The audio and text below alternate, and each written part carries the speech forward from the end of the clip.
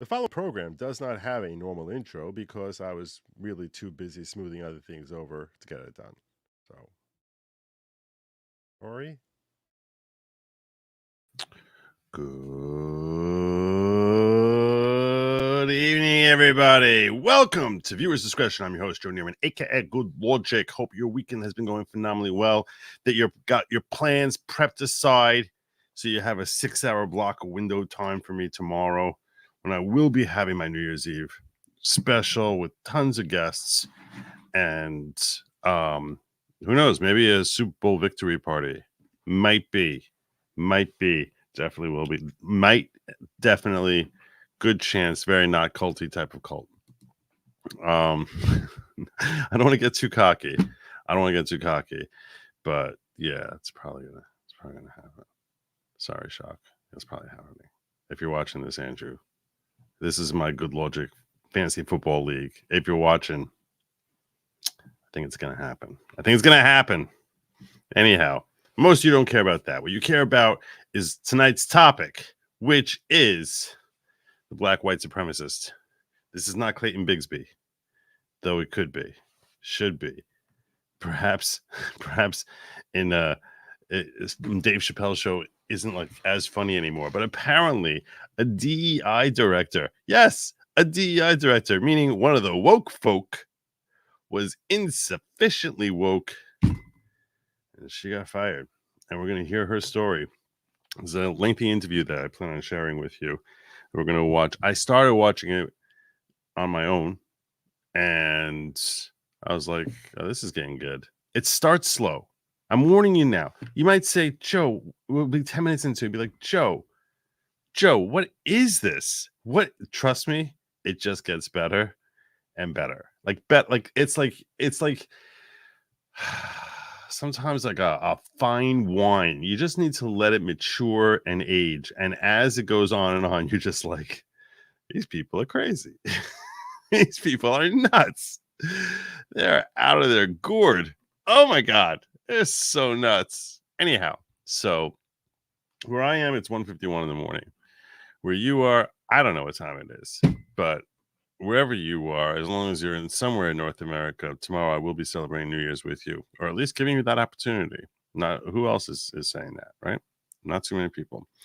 Let's get into this interview, which was conducted by Glen of the Glen Show, Glen Loury, where he interviewed Tabia Lee. And I want to thank my diggers because one of them shared this with me.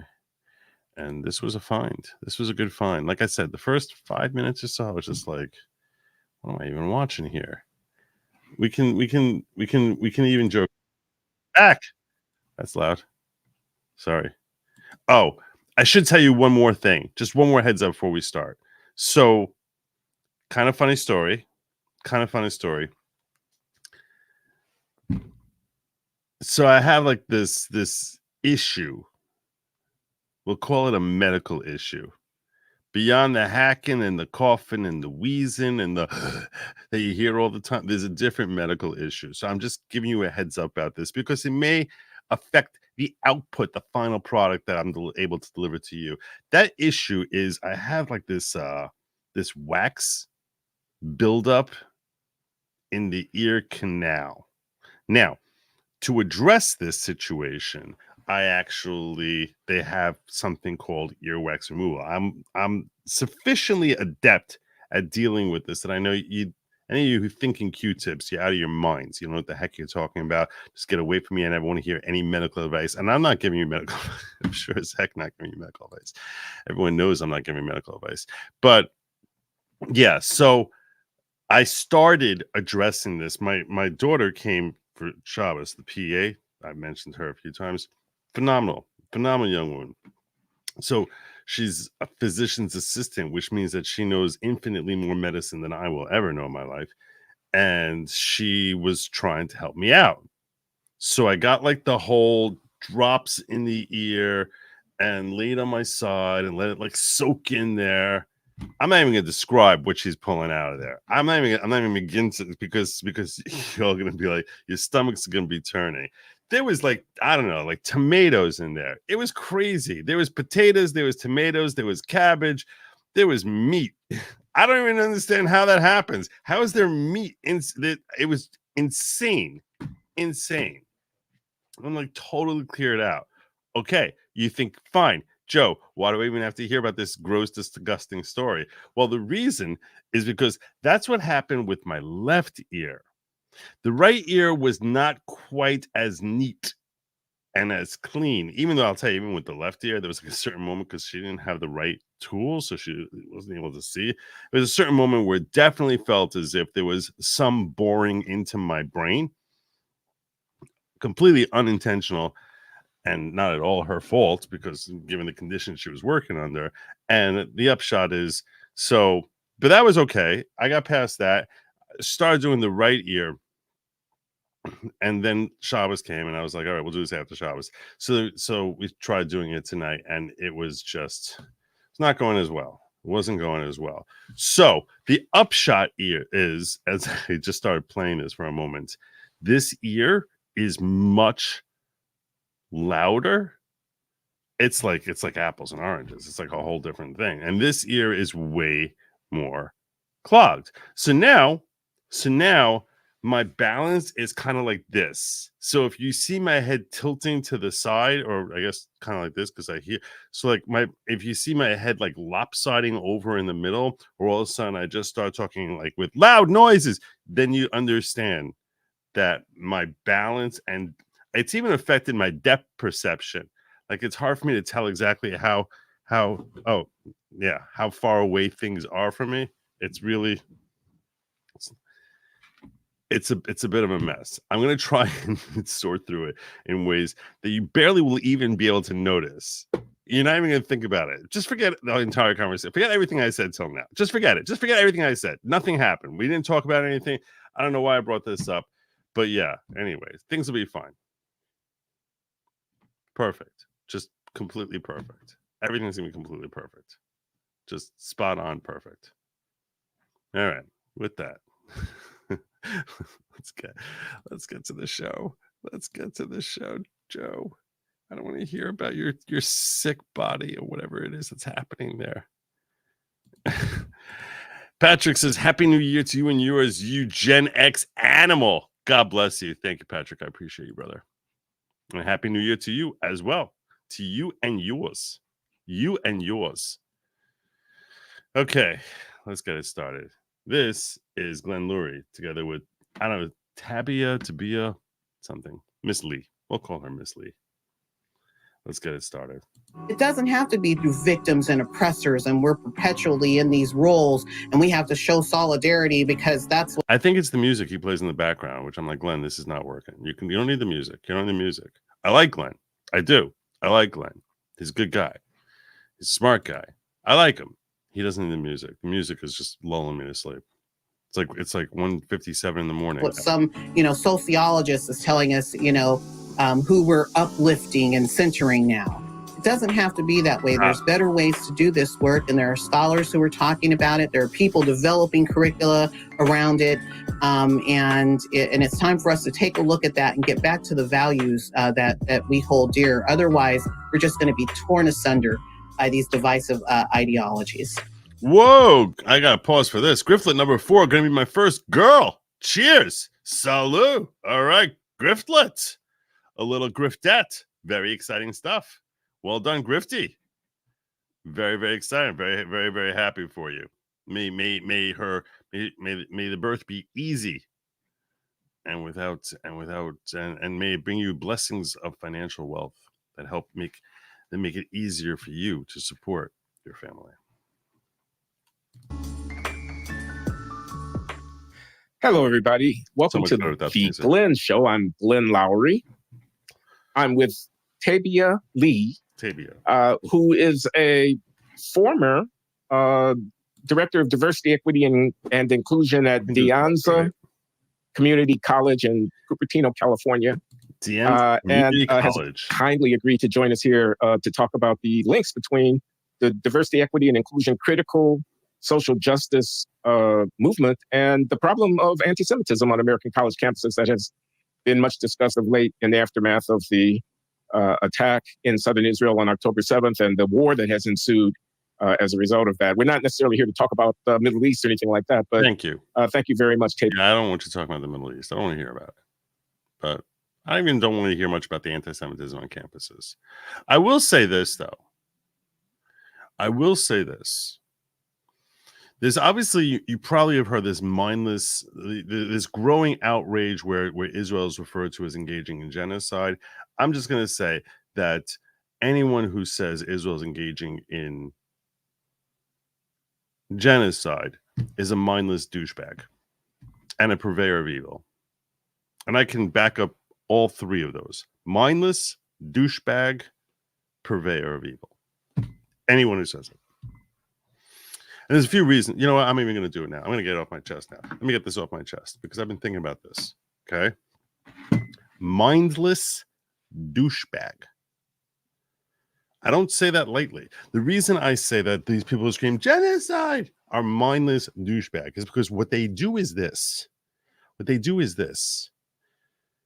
They will try to find a technical definition of genocide and then shoehorn that into the activities that are happening in the Middle East, specifically for the purpose of being able to label Israel as engaging in genocide, even though, let's assume that they come up with some sort of definition. They say that it's attack and that everyone there is Arab or Muslim. I don't even know what quote unquote race there is that's exclusively living in that I don't know 4 mile by 4 mile square region, whatever it is. But because there ain't, because the same folks are the same heritage and same faith and same skin tone and same language and same religion. There are 2 million of them who are all living in Israel proper, complete same rights. But you want to say that it's like people living in this region, that's what you're labeling okay. Whatever ways that they're trying to shoehorn it in there. The reason I call that mindless douchebag is because you're ignoring the fact that there are millions of Muslims, Arabs, who are living in Israel proper. So in that sense, you're being actually mindless about it.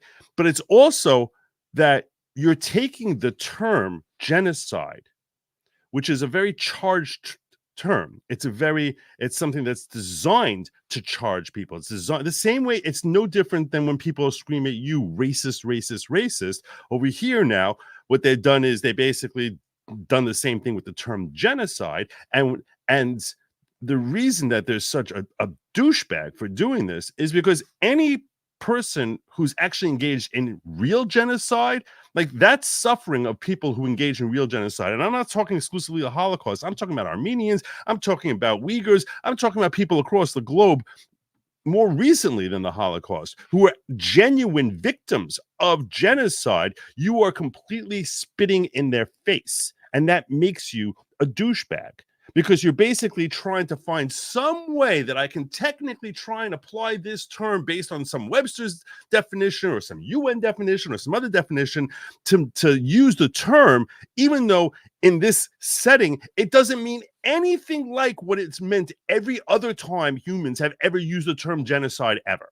Because anytime we've ever been talking about, we're talking about people who are looking, that you have one race that is looking to literally wipe out another race. Whether you're talking about Uyghurs, whether you're talking about Armenians, whether you're talking about Jews in the Holocaust, it's literally trying to wipe out a race. So now what you're basically doing is I'm going to try and shoehorn a way to say that technically, actually this is they're trying, but the reason why you're trying so hard to shoehorn that in there, it's because you're desperately trying to label this evil, terrible label on Israel for the purpose of like pushing forward your free Palestine agenda without giving the slightest whit of damn as to the impact this has on people who actually have suffered through that, whether it was 80 years ago or 20 years ago with Uyghurs in China. And that makes you a completely insensitive douchebag. There's something wrong with you, that you're basically spitting on the actual terribleness of genocide by willy-nilly throwing that around. I've been screaming about how people were calling Trump Hitler or calling the right racist or all this other nonsense for a long time. Because I said what you're doing basically is you're taking terms that should be reserved for the truly evil, and instead of actually saying something and making anyone say, oh yeah, wow, that really is Hitler, what you end up actually doing is you just trivialize the level of evil. And that's what they're doing with this word too. And that makes you a douchebag. You can say you disagree with Israel's tactics. You can say that Israel is acting in a way that is immoral. There's a lot of different ways you can make the same argument. But when you're lazy and desperately trying to find the worst possible term that you can possibly try to figure out how to apply to them, and you're using it in a way that has no relationship to how it was ever used before, you are a mindless douchebag. You're too stupid to actually be able to make your arguments in ways that are not reliant on a false flag, on a false label, or a falsely ascribed label. It's a label that's hypercharged beyond what it's supposed to be, and that makes you stupid. But you're also a douchebag because you're spitting on people who actually suffer through that harm, and you're a purveyor of evil. And the reason you're a purveyor of evil, the reason you're not compassionate, you're not a good person, the reason you're a terrible person is because you are basically encouraging people to the world to basically think of genocide as not being that big a deal, when it actually is a really, really, really big deal. And it doesn't matter which race is the victim thereof. So when people do that, you're a mindless douchebag who is purveying evil, and you're a disgusting human being. I just want to get that off my chest. There you go. Look at this tank rat. You the man. 20 good Lawgic memberships. God bless you. Thank you, brother. Happy New Year. Happy New Year. God bless you. Thank you so much. Those of you who just were gifted memberships by our esteemed tank rat, you may not realize that your title becomes a follower. You're not a follower of me because I'm not a leader. I'm like the furthest thing from a leader. Like the last time, like people should not be. I'm not, very, very much not a leader. And this is not a. I mean, a lot of people try to pretend that this is a cult. It's a very, very not at all culty type of deal at all. There are no spaceships. There's no tracksuits. There's no self-harm, no harming others, no mutilation of squirrels, no goat sacrifices, no stapling your hand to wall art, no Kool-Aid, no self-injections. There's no special following backs. There's nothing. There's really none of that at all. Mild farm work. That's it. And community unity, and of course, greater personal growth. That's what the following is all about. We're just like-minded folks who are looking for greater personal growth, together with community and unity. What's on your mind, brother? Happy New Year's, Joe, and following. Forgive me if I pass out, haven't been to bed yet. Trust me, you're very forgiven. I really appreciate you stopping in here and bestowing your largesse upon myself and the new members of the following. Thank you, brother. All right, let's get back into. So I hope I don't really even want to talk about anti-Semitism and stuff like that.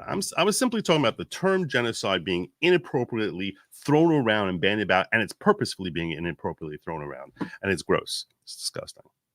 People should be humiliated. They should be forced to walk around in all their nakedness, and people laughing at their willies. Thank you for joining us. Thank you for having me, Glenn. You're welcome. I should mention the Glen Show is sponsored by the Manhattan Institute in New York City, Manhattan Institute for Policy Research, where I am a John Paulson Senior Fellow, and I'm also a professor of economics and professor of the social sciences here at Brown University. Oh, cool. So this is the Glen Show. So I was just saying, as we were talking before we began recording, that as much as I talk about the issues of diversity, equity, and inclusion, you are the first person I've ever had on the show who's actually has worked as a diversity, equity, and inclusion officer. I'm curious how you came to that line of work, and what is it that you guys do? Yeah, so I'm a lifelong educator, Glenn, and I've been teaching, I often say, since I was, going to school myself as a gifted and talented education student who was often used as a peer tutor. But of course, I got my formal education and became a teacher in East Los Angeles public middle schools. And during that time that I was teaching gifted English language learners, I was also serving as a teacher trainer and professional development designer, helping teachers to understand giftedness as whenever someone's giving me their CV in an interview or on the stand, my literally, in my brain, it's I don't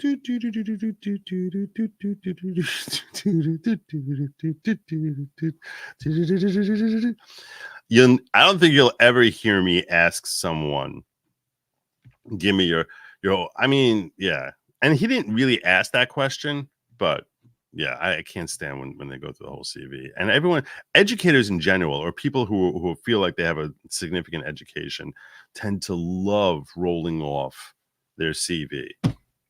And it's bad conversation. I don't like it in a party. If you meet me and you start giving me your stupid CV, I'm telling you now, my brain is going to basically be looking around. I might be looking you in the room, in the eye, and it'll be like this. It'll be like, oh, yeah. Oh. And in my brain, I'm seriously thinking about football. I'm thinking about some Saturday Night Live sketch and whether or not it's actually, kind of racist. I'm sitting there not at all engaging you. So if you ever have the misfortune of meeting me at a party or something like that, and you just start rattling off your CV, just understand, I don't care. I don't want to care. I will remember nothing you just said 13 seconds after you finish talking. Nothing at all. Just saying. Maybe that makes me a jerk. I don't know. I'm just telling you reality. You can pass your own judgment as to what that says about me. I'm just telling you reality.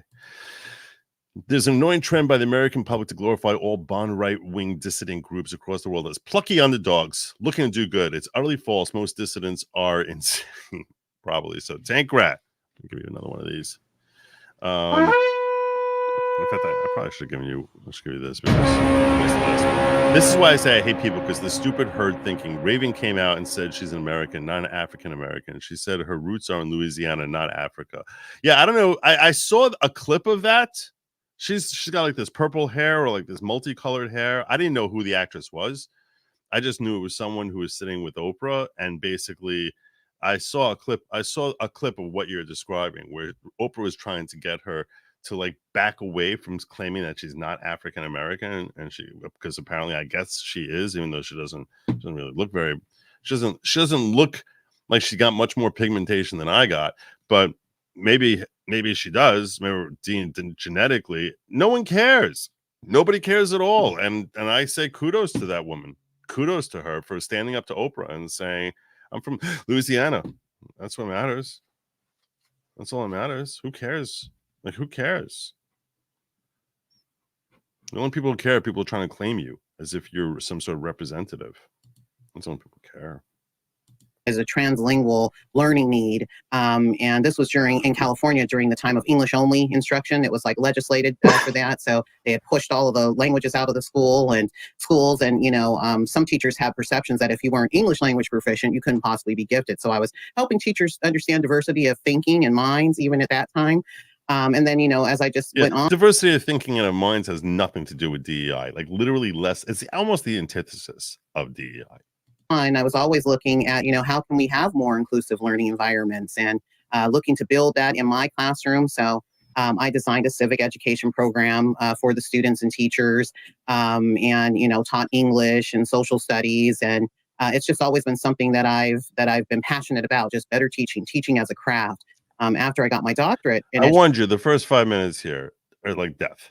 Educational leadership and administration. I traveled for a little bit outside the U.S. and went to many places I had wanted to go, as I was teaching ancient sites, Egypt and so forth. This is pre-revolution. And then when I came back, the jobs weren't beating down the door like I thought they would after I got my doctorate. So I did an adjunct teaching for some time, often in private Catholic universities who were committed to social justice. And even during that time, serving as a teacher educator, working with master's teachers programs and helping teachers to improve their craft. How do you design curriculum and instruction? And finally, during the pandemic, that's when I had that break into the community college space. And that was the first time that I had a tenure track position. But it was a temporary for my first one, serving as an instructional designer. Everyone was panicking to get their classes online at that time. And then after that, found myself at De Anza College after a very rigorous search in the position that you mentioned previously, which was a faculty director for an Office of Equity, Social Justice. I think the reason people do this is to basically show you that they have legitimacy. That you need to listen to me because I have legitimacy. And I'm not talking about her exclusively. She seems like, a nice enough person and everything like that. And you're probably a nice enough person if you have the misfortune of having that conversation with me at a party, or more to the point, I have the misfortune of having that conversation with you at a party. And what I'm saying is you don't prove anything to me by that. I don't care what school you went to. I don't care what work history you have. You're not proving anything to me. You know what's proving it is what's coming out of your mouth. Like tell me something interesting. Share something interesting so that shows unique perspective on something. Multicultural education. So you were a member of the faculty at De Anza? Yes, always as a faculty member, as a co-learner, co-teacher. That's always been my role. Even though I had that background with the This is very harsh. IWD. This is very harsh. Landwell dyed hair and wearing clown makeup. Yep, sounds like a former lefty attack dog who got thanked for his service with the old Yeller treatment.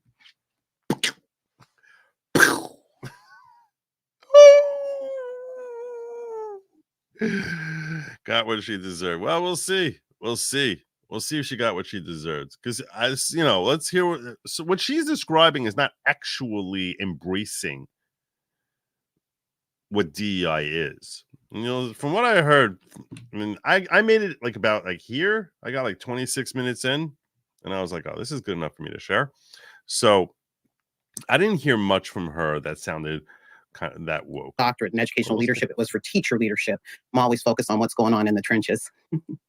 And because of your interest in language and giftedness, you had your finger in the diversity arena. Just very quite naturally in the kind of work that you were doing. It's not naturally because it's got nothing to do with the diversity arena. Apparently, she didn't really know what the diversity arena was. Yes. So, okay, you have a story. There's a beginning, a middle, and an end. We're at the beginning. What happened next? So, I was hired on at De Anza as a faculty director. And even during the interview process, I was warned that there were some difficulties and challenges that they were looking to fix and address. And of course, I looked to assure them that I was the right person for the job. So they talked about, for example, the office being a little too woke in its approach. And whenever people use language and words, terms like that are highly charged, I always like to know, what do they mean? And so I asked them, what do you mean by that? Give me some examples. And they said, the faculty, when they go to the office that you would potentially be working for, they feel uncomfortable. They feel like they're being accused of being a racist or called transphobic, or it's told that they're not very good teachers. And I said, well, by that definition, I'm not woke, but I can work with woke people, and I have worked with people who are woke and brought them together to talk to others who are different from different perspectives. And so I had the green light once I passed through, the multiple stages of interviewing and teaching demonstrations. I thought I would be an environment where I would. Like I said, even when they have real credentials, I'm just I'm not impressed. By the way, this is not a new thing. A friend of mine, 20 years ago, a friend of mine said something to me that I didn't remember that I had said to him. But he's like, Joe, you always told me that you hear about someone who went to Harvard or Yale or Stanford and you didn't care, it didn't say anything, it was meaningless to you. And I always thought you were wrong, but I've actually engaged with enough of them now to know that so many of them are stupid morons. And it's you were spot on. It doesn't reflect anything. Someone who went to an Ivy League school. And I was like, oh, I said that to you? Okay. But I apparently said it to him a decade earlier. So this is something I've never been impressed by someone's schooling as being reflective of anything. Would be supported to do my work. But as soon as I started to do it, literally within the first couple of weeks, there were signs that, there was some deeply entrenched issues there at the campus around anti-Semitism, around authentic inclusion, around... Let me, excuse me for interrupting, but I want to just clarify. There's a staff to this office that's independent of the faculty. You're the faculty member who's the director. There are other faculty members who interact with the office, but the office constituency, the office staff is independent of the faculty. Yes, they're actually classified staff members. So they're not teachers. They would be just staff members, classified, not certificated, meaning that they're not, they're under like a workers union, not a faculty union. And they have a reputation among the faculty for being quote unquote woke. Yeah. And you're warned of this as you're coming in as a faculty member with responsibilities to direct this office, that the people you're going to be working with there have a particular outlook, but you feel that you can handle that. Absolutely. Absolutely. Because, as an educator, I'm accustomed to, working with people from different perspectives. That's part of my work as someone who's in the diversity and inclusion field. How do we bring together diverse perspectives? I think this came from Tam. And if so, I appreciate it. Thank you. People identify common goals so that they can best serve their students and communities. And that was something that, I'd worked on many, many years, becoming a trained dialogue facilitator. And, how do people navigate courageous or sticky conversations? How do we deal with complexity? Those are all things that I have a lot of background in doing and in guiding educators through. So to me, that just seemed to be, the basic field of education. You're always going to have these diverse perspectives. I'm going to pause and just say this. They've created a specialty for everything, like basic ability to interact with people or deal with people. Now, all of a sudden, is like this trained skill that you go to school and sit there studying courses about, like, how do I calm someone down when they're really agitated? What are the best approaches you can take? And they have like lessons on this, because apparently, I guess in many of these schools, they assume that you walk into school with zero experience or common sense. Like, so when a person's really agitated, don't yell at them, because if you do that, you're only raising the temperature that much more. It's better to try and bring your voice down a little bit. Bring voice down. It's thank you so much. Common sense is such a lost art. And different opinions and viewpoints, but people still have to be able to work together to serve their students. So how would you characterize the outlook of the staff that you inherited when you became faculty director of diversity, equity, and inclusion office at De Anza? Well, there were some things that were pointed out to me, right away as I started, because I started off by doing needs assessment conversations. I never like to assume that I just know something about a situation. I like to get in and speak to people on the ground. You see, listen to how she talks, because she's been trained to talk this way. And I'm not being critical of her. I'm simply saying this is a reflection of the nature needs assessment. It's like that's basically college course speak for asking them what they want, asking them what I mean, it's like a needs asking them how they can do their job better. Wow, needs assessment. Like, you give it some sort of label, and now all of a sudden this is like, oh, now you're the expert because you engaged in a needs assessment conversation. And again, I'm not critical of her that she's choosing these terms. I'm simply saying she's choosing these terms because she learned common sense in a school. And it's sad that this is what, like, that common sense.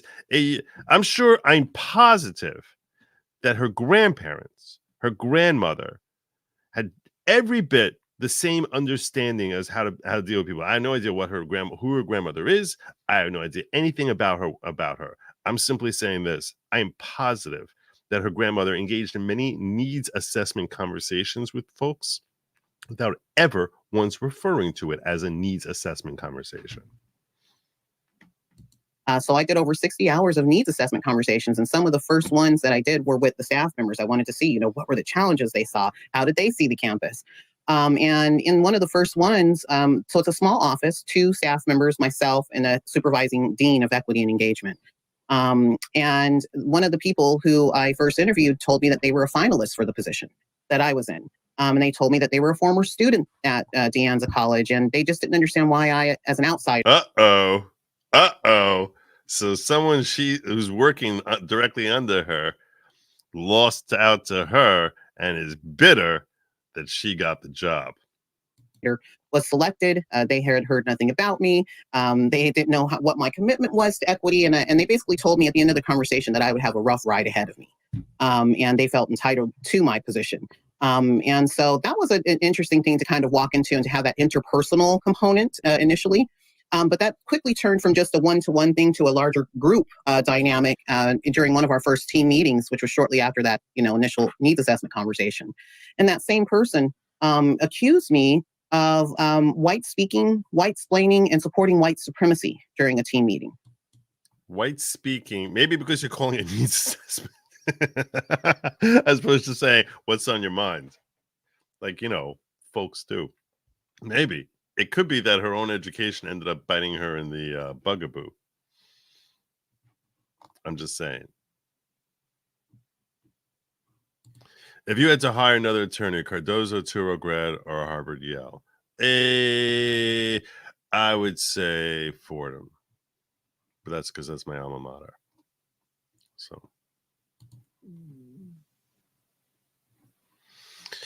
I'm wondering. By the way, are my volume levels low? Because when I was listening to my conversation with my debate with Pisco, I was reviewing it. I was like, oh my gosh, no one mentioned to me that my volume levels are really freaking low. Okay, fine. Good. All right. And Glenn, I had never encountered any. That's before I had my ears cleaned. So I don't know. But Pisco sounded way louder than me. Like way louder. In this meeting, excuse me, again, I just want clarification. Who was in this meeting? So this will be a team meeting with the two individuals I had mentioned, and the Women, Gender, and Sexuality Coordinating Office also attended that meeting. So three folks in the meeting and myself. White splaining, white supremacy, and white speaking. And I didn't know what they meant until many weeks later when I saw a slide that they were using where it was called White Supremacy Cultural Characteristics. But during the context of the meeting, what was so jarring to me is, I was explaining a Google document. So I had been in, a couple team meetings. They were very casually oriented. And of course, my job and my role there was to lead a strategic transformation. So I couldn't just keep chatting with people every week, right? We had to just listen to what she's talking about here, a strategic transformation. It's like, yeah, we had to restructure. It's like strategic transformation. They create their own language for the purpose of being able to say that they learned something. And again, I'm not being critical of her individually for the way she's talking. I'm simply saying this is a reflection of someone who spent a great deal of time in school learning a whole bunch of common sense and being trained as to how to phrase what basic common sense is. Structure into the meetings. And so I suggested us using a Google Doc. I said, I've made this so we can all edit it. Perhaps we can put in events that are coming up. Since I'm so new, I don't know the flow of the year and so forth. Maybe you could tell me how you'd like for me to support various initiatives you're working on. And we can track what we're doing in our meetings and how we're spending our time and what our agendas are and begin to develop those. And that's when I was told to stop what I was doing and that what I was doing was white speaking and white splaining by the individual who had previously told me I'd have a rough road. You white splaining. You white splaining. I suspect, I don't know this, but I suspect that I white splain a lot. I'm not sure exactly what white splaining is. I really don't know what white splaining is. I don't know what mansplaining is. Does it just mean like taking a sort of tone of like, here, let me explain something to you? Is that, and I happen to be a white man and hence that's white splaining, or is there a specific way of approaching it that now becomes white splaining? Or is it because she was doing it like, reading from her curriculum as to like, I have to call this needs assessment, and the person's like, what the hell are you even talking about? I really want to know. I want to know what white splaining is. There has to be an answer to this question. But now I actually am thinking about looking it up. Tankrat. And people wonder why kids today are dumb coming out of school today. A degree does not equal IQ or common sense. I know a lot of pilots that had no common sense, and I know a lot of mechanics who were smarter than the pilots. Oh, yeah. This is why I keep saying, learn an actual skill. That's why I say vocational schools are so much better. Learn a skill. You learn a skill. Now you have a marketable skill, an actual ability to do something that fewer than 5% of the people of the population of the world can do. An actual marketable skill. That is the ultimate secret to making a comfortable living. Just learn a marketable skill. It's really that. It's really not that complex. A marketable skill. Not not some training, a marketable skill. And the cheaper you can manage to do that, and the more quickly you can manage to do that, whether it's working as an apprentice under someone or whatever it is, I can assure you that you will never want for opportunity to support yourself. You might need to move to a place where there's a greater need for it, but a marketable skill that fewer than 5% of the population has. A lot of humanities are devoted to jargon. No, it's not. Oh, you're talking about like college humanities. No, I thought you were talking about my thing. I never get into the whole jargon.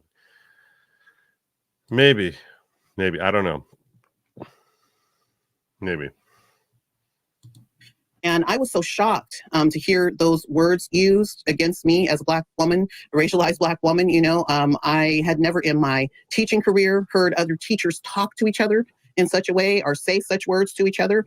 And I asked the person, I said, I haven't come in here calling anyone names or saying anything mean or rude to anyone. And I said, what you just said to me, it feels very hurtful and rude. And I explained to them, where I come from and what I imagine. Here's the irony. She doesn't even realize that being called white felt hurtful to her. That's pretty funny. Understood white supremacy to be. So I'm from the Central Valley, California, a small town called Lodi. I had actually encountered white nationalists and white supremacists in my daily life. And so to have someone call me daily life, really? Daily life, every day. This was like a common occurrence. I don't know.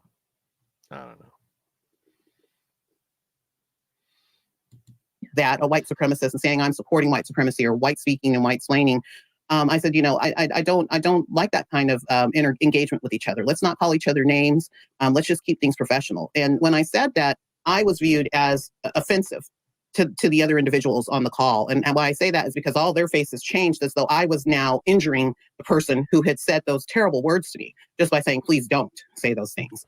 And from that moment onward, things just in terms of dynamics, worldview, I started to notice, other small and large things that cued me into the fact that, when we were using these words, equity, diversity, inclusion, we were all meaning something different. And also my needs assessment conversations, folks had told me, we have this long history of activism and social justice, but we're all meaning different things. And that's why we're kind of flatlining right now. We're on different pages. We're not all on the same page.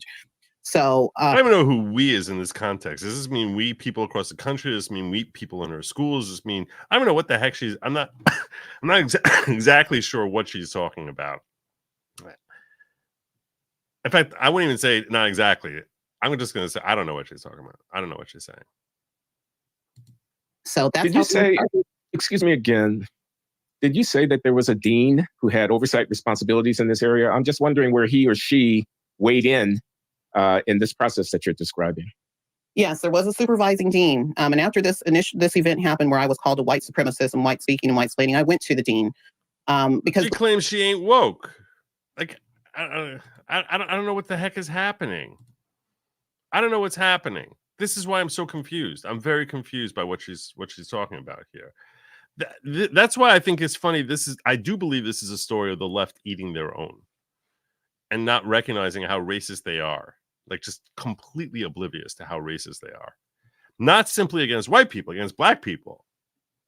Glenn, normally, if there's a difficulty in communication on a team, I would be the person who would facilitate that, discussion, conversation, unpacking, if you will. But because I was the person being attacked, I didn't feel comfortable doing that. So I went to the supervising dean and I said, this is what happened. This person called me a white supremacist and said I was white speaking and white splaining. And I told her the same things, where I'm from and what that means. And I said, we need to get someone in, not me, because I'm not properly positioned to talk about intercultural and inter-team communication. And now this is an interesting thing. I'm curious your thoughts about this. And instead of addressing it herself, she's looking to someone to sort of sort out the situation. And her perspective is, I'm not properly positioned, which I think what she's trying to say by not properly positioned is that if I say it about myself that you're in the wrong, then people will assume that the reason I'm saying that is because I'm looking out for number one. Whereas if someone else is coming in here, it carries far more clout that you're acting inappropriately. And this is a common thing that I think a lot of people fall back on. I think the majority of people probably fall back on this. They probably fall back on this. And there's logic behind it. I mean, yeah, it's true. If you do start sticking up for yourself, people assume it's because, well, of course you're going to say that you're the one who's white-splaining and you're being defensive about it now. That's a natural shortcoming in the strength of your argument. What I would say is, despite that, I think that it's far stronger if you push them into defending their attack on you and stand up with your own backbone. Okay, you say I'm white-splaining? Explain to me in what way. Don't just throw out terms. That's just made up terms. I can say that you're mushroom-splaining. That doesn't mean anything. In what way am I white-splaining something to you? Well, in what way am I, as a black woman, white-splaining something to you? Defend your claim.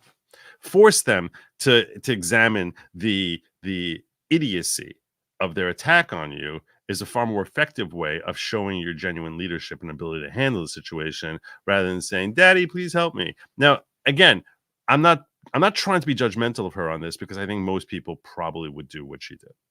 I think the vast majority. I don't think it's like a 60-40. I think it's like 90% of people, I think, would probably do something similar to what she did. But because it's, there's a lot of, it's an easier route, assuming everything goes properly, which you'll see it does not go well. But it's an easier route, and it's easy to justify that that's the logical way to handle it. And how do we do that in a professional way, without name calling, without resorting to calling people offensive terms? And I asked her, could she please arrange to get someone to come in to do that, because there was an urgent need for that. And she said, "Oh, I really don't think so. I don't think it was really meant that way." She said, "I'll ask the person to apologize to you." And I said, "Okay, well, if you're not willing to bring someone in, then I'm going to ask that you yourself come to the team meetings, just to maintain civility." And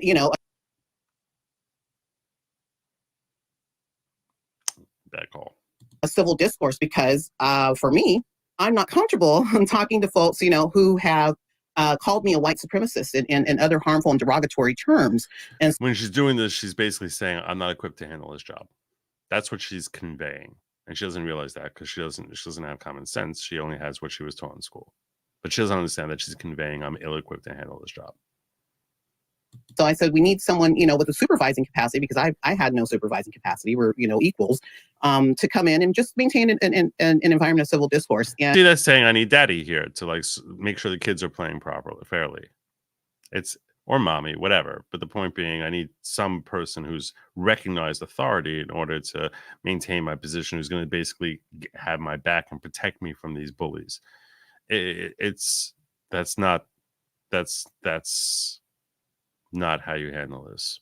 And frankly, the healthy way for the supervisor to speak would be, say, "You need to handle this for yourself. And here's why. Because they're not going to respect you if I'm just the one who's standing up for you. If the reason that if I force them to respect you, they're not respecting you. They're just manifesting their respect of me in how they deal with you. But that's not them respecting you."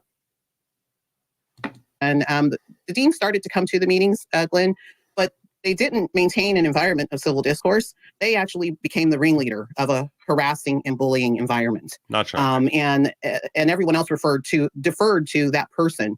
And so it was like a gang up each week. It became fairly quickly of my supervising dean in agreement with these individuals. The person never apologized to me. In fact, they stopped communicating with me. That's exactly what she is. That's exactly what she completely. is. And it was as though I was a non-person, almost immediately, and others were encouraged to do the same. It just unraveled due to the lack of leadership. This is why I've told the story, I think, once before. It was always a big deal to me that I drilled into my kids when they were little, especially the boys, but even the girls. And I drilled into them. I was like, somebody hits you. I don't want you to go and telling them. I want you to hit them back harder. And if you get in trouble, I will have your back, that you did nothing wrong at all.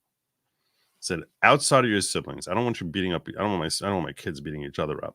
Outside of your siblings, someone hits you. I don't want you to run and tell. I want you to hit them back harder. Whatever level they hit you, I want you to hit them back harder. So that's what I drilled into my kids. When we moved to this house next door to my sister, so they had cousins who lived next door, who were all boys. My oldest son at the time was 7. And we were living here for like, I don't know, like 3 months or so. And one Shabbos, all of a sudden, I see my 7-year-old son come flying down the stairs. All the kids are up in the attic playing, flying down the stairs and hiding under the table. So I'm like, what's happening here? And 2 seconds later, his 10-year-old cousin comes charging down the stairs, and he's like, "What the hell is wrong with your son?" So I was like, "What happened?" So he's like, I threw a ball at him.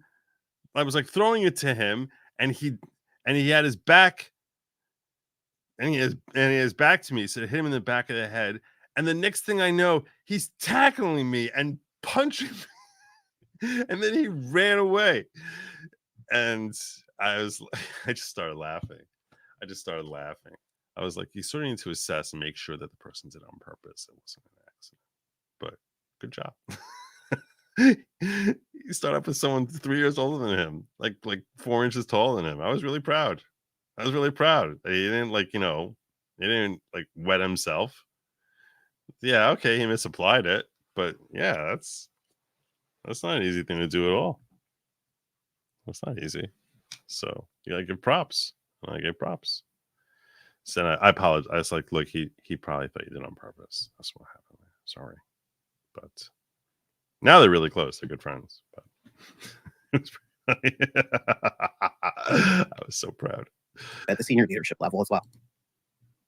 I saw your piece in the New York Post that was published a couple of weeks after the October 7th attack by Hamas on the kibbutzim in southern Israel, the rave festival and all of that. This is about how far I got. And you, in that piece, editorial, said you thought you understood some of the source for anti-Semitic and anti-Israel sentiment that Jewish students and others were complaining about as coming up on various campuses throughout the country.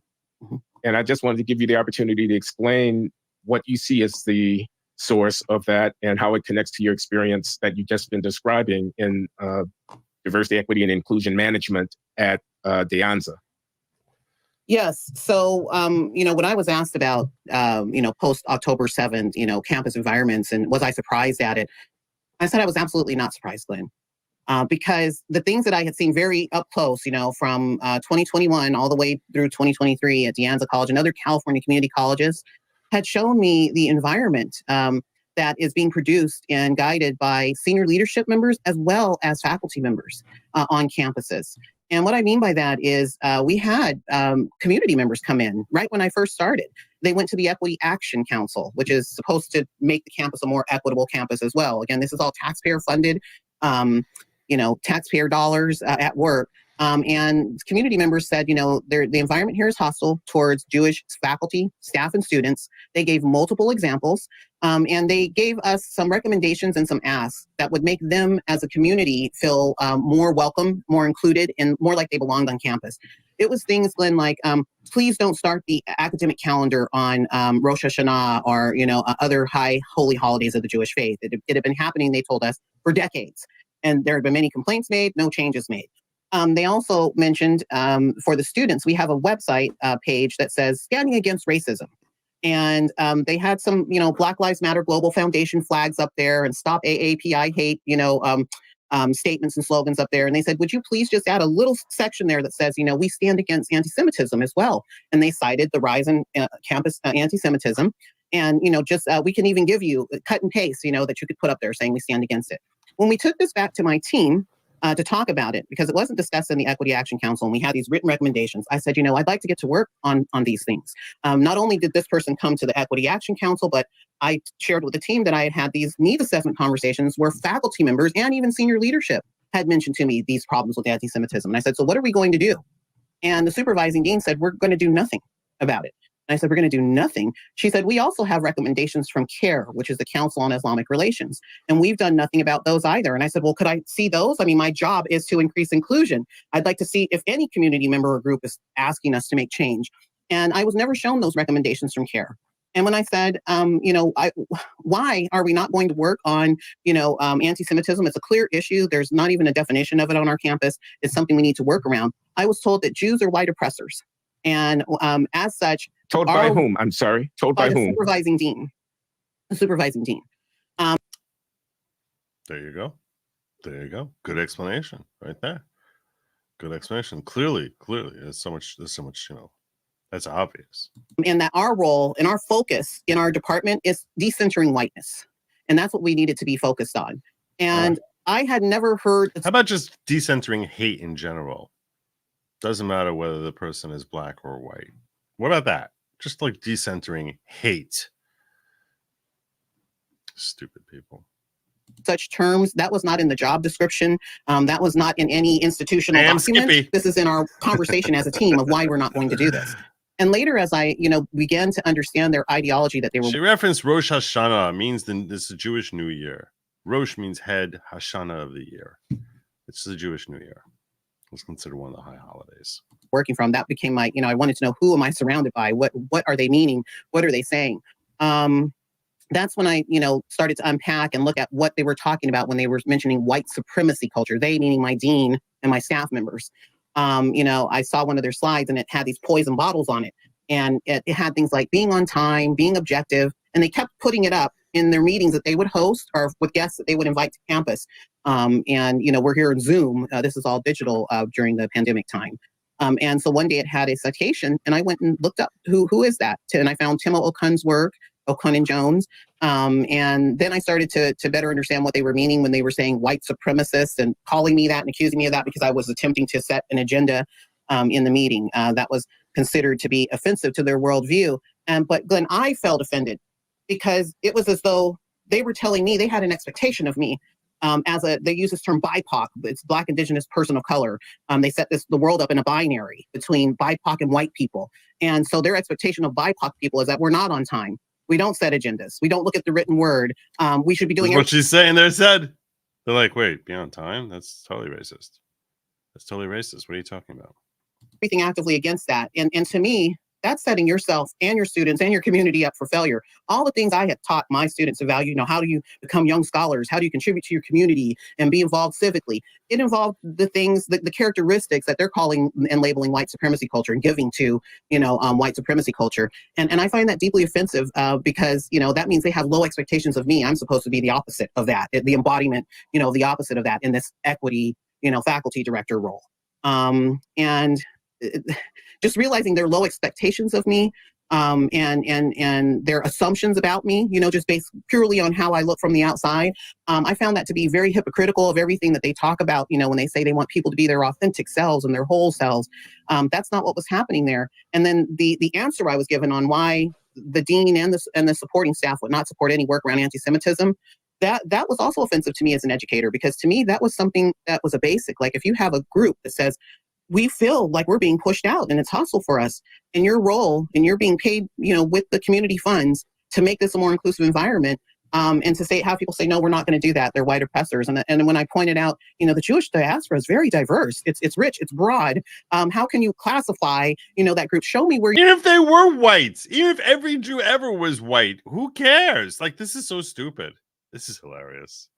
you're even getting that from? I said, I've never even heard terms like this. And they would never produce the evidence for me or show me where they're getting, this classification from even. It was always just, this is the truth. And if you don't agree, you're not welcome here. You're not doing what we wanted you to do here.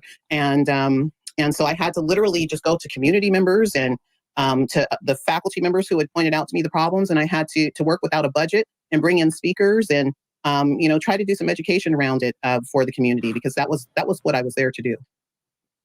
Okay, so the answer I'm taking from you to my question of how do we get to anti-Semitism is that the world is divided into oppressors and victims. The oppressors are white, the victims are BIPOC. Mm-hmm. Jews are white, ergo, Jews are oppressors. Palestinians, I guess by extension of this kind of... I told y'all. I told you. I said this 2 years ago. We're considered, I said this 3 years ago. We're considered white. How do you feel about the NFL screwing the lines again in favor of your Cowboys tonight? Whoa. No. First and foremost, I'm going to say, God bless Amon-Ra St. Brown, who I've never lost with this guy. I love Amon-Ra St. Brown. Oh my gosh. I love Amon-Ra St. Brown. Dude is amazing. So consistent. Amazing. Second of all, that dude, there was like 6 things wrong on that play with the way they lined up for the 2-point. And frankly, when you're 7 yards deep, if you're not kicking the extra point at that point, that's on the head coach. They should have kicked the extra point. That's what they should have done. Should have been like, you know what? We screwed up the play. We're gonna kick the extra point. It was a bad call. You're 7 yards deep, and all of a sudden you're like, instead of being on the 2-yard line trying to score 2, you're on the 7-yard line, and you're still not kicking the extra point. That's on them. Lawgic, our people of color, are incorporated somehow into the BIPOC coalition, and so they are the victims, and that's their account of this conflict that has ensued over the last 75 years since the founding of the State of Israel. And I guess I want to say about that is a gross oversimplification that actually betrays the responsibility to educate here, regardless of quote unquote whose side you're on. I mean, that we can get to that. We can get to figuring out what we want to say and what we want to do about the conflict and what's wrong and what's right. But let's just understand the circumstance, and that flattens and is ahistorical and ignorant. It would appear to me, and should be objected to strongly. Should not be tolerated in an institution of higher education. Pardon me for the little speech there, but that's kind of what I see. Yes, and unfortunately, Glenn, it's not only being tolerated, it's being held up as the only way to understand, these geopolitical and world issues in many institutions. And if you even suggest that, there's other ways to view this, we don't have to view everything through a matrix of domination and oppression. Even just saying that got me labeled as a pariah. And people saying that I was trying to destroy intersectionality, and all these other kind of accusations that, because of the people I cited, which included your colleague, John McWhorter, that I was leading people to danger, even with my citations, and that I should watch who I cite and be careful about it. This is the environment that people are working in, and often you don't hear about it because, what happens for us as faculty members, we're advised, at least I was, by many mentors, Lee, just resign. It'll be like this never happened, and you go to another place. I could have taken that option. I could have done that. But then I felt like there were people who were being very unprofessional bullies and gangsters in a learning environment. And I felt like they had done this before and they would just keep doing it. So if I just disappear quietly and save myself, right, then I'm contributing to the problem as well. So that's why I chose to go public. I knew the risks. I knew that I would probably never get another tenure track position. I was told that directly by some of my mentors. And I said, at this point in time, the risk is too great. We're being told to watch who you cite. You're not going to get in the way of our progress we've made. Just the statements that were made on a one-to-one level and the bullying and intimidation that took place. And then once I went public, hearing from people across the nation that it wasn't just California or something weird. Sometimes people say, California, you guys are a little weird over there. That's just the California thing. Right. This is happening all over the place, Glenn. Well, I wanted to ask you about that. I wanted to ask you, Tabia, because with respect, De Anza Community College in Cupertino, California is hardly, where I'm going to look to see what's representative of American higher education. So what gives you good reason to think that the phenomenon you experienced there, as unhappy as it was, is characteristic of DEI offices in other places, bigger, big state colleges or... It was a good question. Good question, Glenn. Elite private universities and so on. Yes. And to that, I would say, it's been an eye-opener for all of us, the news, turning on our news on a weekly basis and seeing Some people are calling them protests. I'm calling them pro-Hamas rallies. Seeing the statements that are being made, some of the same statements that I had put in my complaints, in my little microcosmic interaction at De Anza, from the river to the sea, Palestine will be free. It's been a long-standing statement before October 7th, but to many American ears, they had never heard that until, recent times, when you turn on your news and you see children and students being locked up in libraries, teachers in the K through 12 sector who went to a pro-Israel rally, whose students are demanding them being fired and locking them in their offices. I mean, we've seen some really terrible things these past few weeks. And what we've seen, though, Glenn, is the fruits of labor of this toxic ideology writ large. We're seeing what is happening in our... But she can't figure out what the toxic ideology is. She knows how it hit her in the face, but she can't. She doesn't. I don't know that she has a grasp as to. She's just like, she doesn't like the way it's manifesting, but she doesn't understand what it's really about. She's learning. She's learning because she's got no choice and because she's not as down with the program as everyone else is. But yeah, I don't think she understands it yet.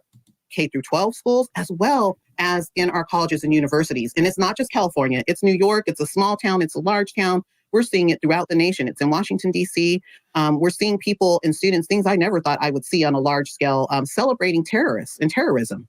And saying that, the actions are justified due to systemic racism and oppression. We're hearing the terms that a lot of people, unless you were in a niche field like me in DEI, or if you were an ethnic studies teacher or a gender studies teacher, you might have known those terms before. Now they're mainstreamed. They're on our news. They're in our newspapers. When you go on social media, they're on the social media. And so we're seeing what is being taught manifested in the streets of America. And we're seeing a call for and a support for actual terrorist groups that are identified at the federal level as terrorist groups. Okay, I have to try to conjure the other side here. Terrorists. One person's terrorist, another person's freedom fighter is the way the cliche goes. You have to view these struggles in historical context. Usually. And as far as DEI and anti-Semitism is concerned, no, we're not anti-Semites. We're social justice warriors. We identify with people who are struggling for their freedom. From the river to the sea doesn't mean we want to expel all the Jews. It means that we want political representation on a one person, one vote equal basis for everybody who lives between the river and the sea. The reason that people of color, BIPOCs, are rallying to the side, not of terrorists, you keep calling them terrorists, the reason we're rallying to the side of the people in Gaza who are bound in, blockaded, and subjugated is because we have a sense of solidarity with these kinds of struggles. We've been here before. We've seen the aftermath of European colonialism at the southern tip of the African continent, in the Indian subcontinent where the British ruled for so long, subjugating people in the east. And we remember the fight for Algeria against the French colonialists and so on. And as people of color who have struggled against the aftermath of slavery in the New World and everything, we feel solidarity with those struggles. You call us anti-Semites, and in fact, you betray your responsibility to advocate for social justice when you do that. We see further and more deeply than you do. No, the Jewish people are not racially monolithic, but Israel is indeed a product of the West. It's in its historical origins and in its current. They got nuclear weapons over there, for crying out loud. How do you think they got them? Where do you think those scientists were educated? Et cetera. Mm-hmm. So your vision, we're sorry for your, I continue here with my devil's advocate. We're sorry for your unpleasant experience when you encountered some perhaps not entirely well-enlightened advocates of our philosophy, but our philosophy is sound. We're fighting for justice on a global scale, and we identify with the struggle of the Palestinian people. Yes, and what you just mentioned, those are heartfelt beliefs and attitudes and perspectives. The problem is when you're on an American college campus and you say that's the only perspective you may have here. And if you say anything to differ with it, you're not welcome to be here as a student. You're not welcome to be here as a staff member. I think that was a great job Steel Manning. He did Steel Manning their position, and I think that she's giving a fair response to that. If you cite a scholar that goes against that perspective, you are not welcome to exist in the community. We want to just completely tear you down and make it so that you just don't even exist as a person. I don't think Glen was advocating that position. I think he just did a very effective job of trying to steel man where they're coming from in the community anymore. And that's the danger. For me, I could look at that person who just voiced those opinions and say, all right, well, I'm sure there's some common points that we can identify and agree upon where we could still work together in a civil way. From the other side that you just mentioned, the answer is no, there is no common points. You're a despicable person for even saying or suggesting. But this doesn't have to be about the Middle East. This is true. You could say the same thing about issues with racism domestically. It's the same thing. It's the same. It's really the same thing.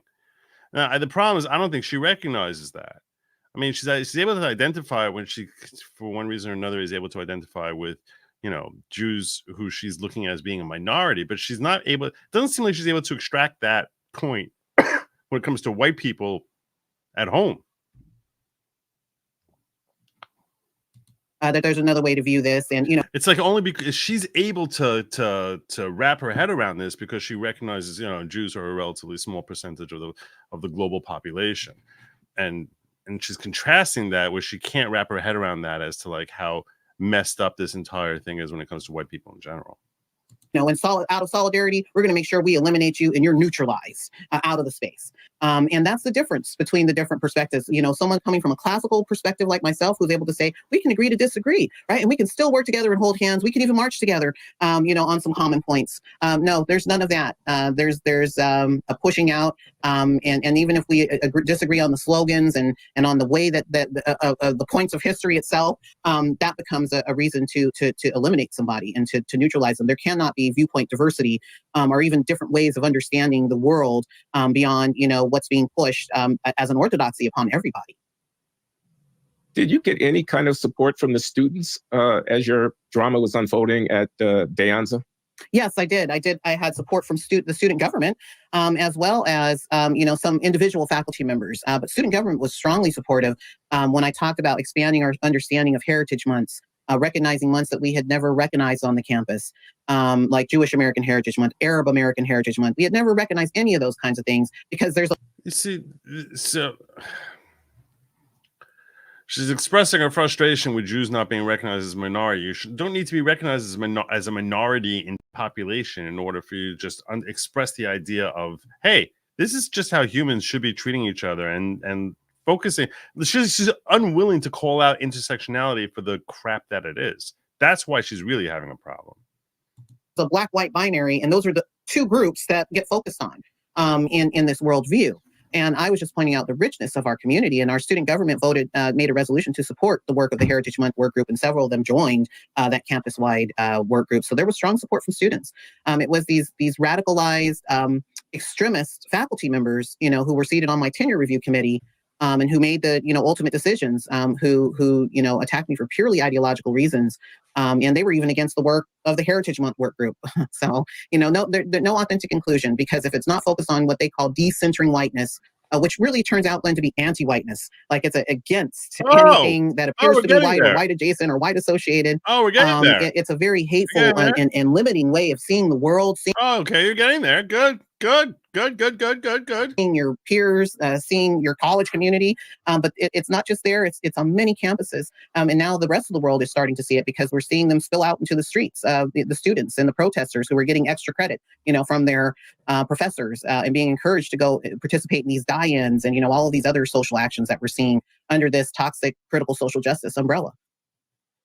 Are you seeing that, or do you think you would be if you were still at De Anza, be seeing that there amongst those students? Yes, we're definitely. I'm seeing it. When I turn on give me a news agency, even the ones that were not focused on issues of speech are currently highlighting some of these happenings on our American campuses and in the streets. I was struck when I took a look at the Wikipedia page on De Anza at the demography of the student body, which is like half Asian. I mean, and it's a relatively small proportion of the students are Black. And yet you have this Black-white binary going there. I'm wondering how that works. Is the faculty demographically similar to the student body in that respect?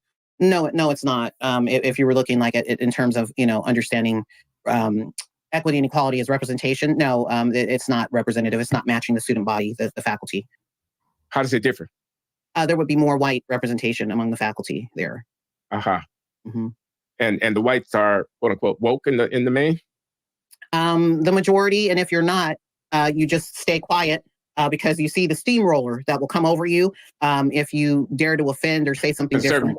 No, you definitely wouldn't see that. Yeah. So, bunch of lily-livered cowards. What's happening? How are you proceeding? Is there? Do you have legal recourse? You say you've decided to go public. What's your plan? So thankfully, the Foundation Against Intolerance and Racism legal advocacy team has been involved in this, and they have provided me with representation in a case against De Anza College. Beyond that, though, I've moved beyond the it was like my opponents wanted to silence me then, but they gave me a wider voice. So now I'm a senior fellow for Do No Harm Medicine, helping them understand how DEI is corrupting the medical field and medical teacher training and so forth. And then also I'm director for the Coalition of Empowered Education. And what we're working on are alternatives to the ethnic studies programs that are now being mandated in K through 12 spaces in California. You think the book color choices there is supposed to be like designed to be as rainbow-esque as possible?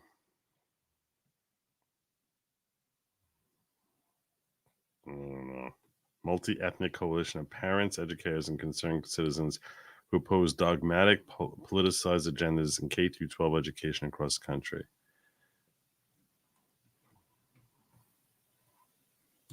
It's going to become a graduation requirement if some people have their ways for students to take ethnic studies classes that really focus on a critical social justice framework. So every student will be indoctrinated in that framework in order to make it out of high school if some advocates have their way. And so we're working hastily and busily on getting a alternative to that liberated ethnic studies framework that they're pushing. So some are going to say, Tavia, that you've become an anti-DEI person. But in your defense, I would say, no, you're just taking the diversity dimension of DEI quite seriously and insisting on intellectual diversity of perspective on questions that are complicated and difficult to deal with. Yes. So, okay. Anything else that you would like to add to our discussion about your experience? I want to give you an opportunity to tell my audience what you want them to hear. Well, I really want people to just get more involved. We've seen things that have been shocking to us on the news recently, but it goes much deeper than just the snapshots that we see, and the articles that we're taking a look at. I hope that people will continue to get involved at whatever level of education, K through 12, higher ed, seeing what's happening in these ethnic studies programs, gender studies program, anything ending with studies should be a red light to you, to just kind of pump the brakes and take a double look into what's being taught. Because often that's where a lot. Everything ended in justice also should be, whether it's climate justice, social justice. Anytime you hear something, a modifier on the word justice, anything beyond just justice, just justice. A lot of these frameworks that we're seeing go out into all the other disciplines, that's where they're rooted in. They're rooted in this critical social justice framework that is pushing in a very strong way at this time to be embedded throughout every single discipline and every area of study.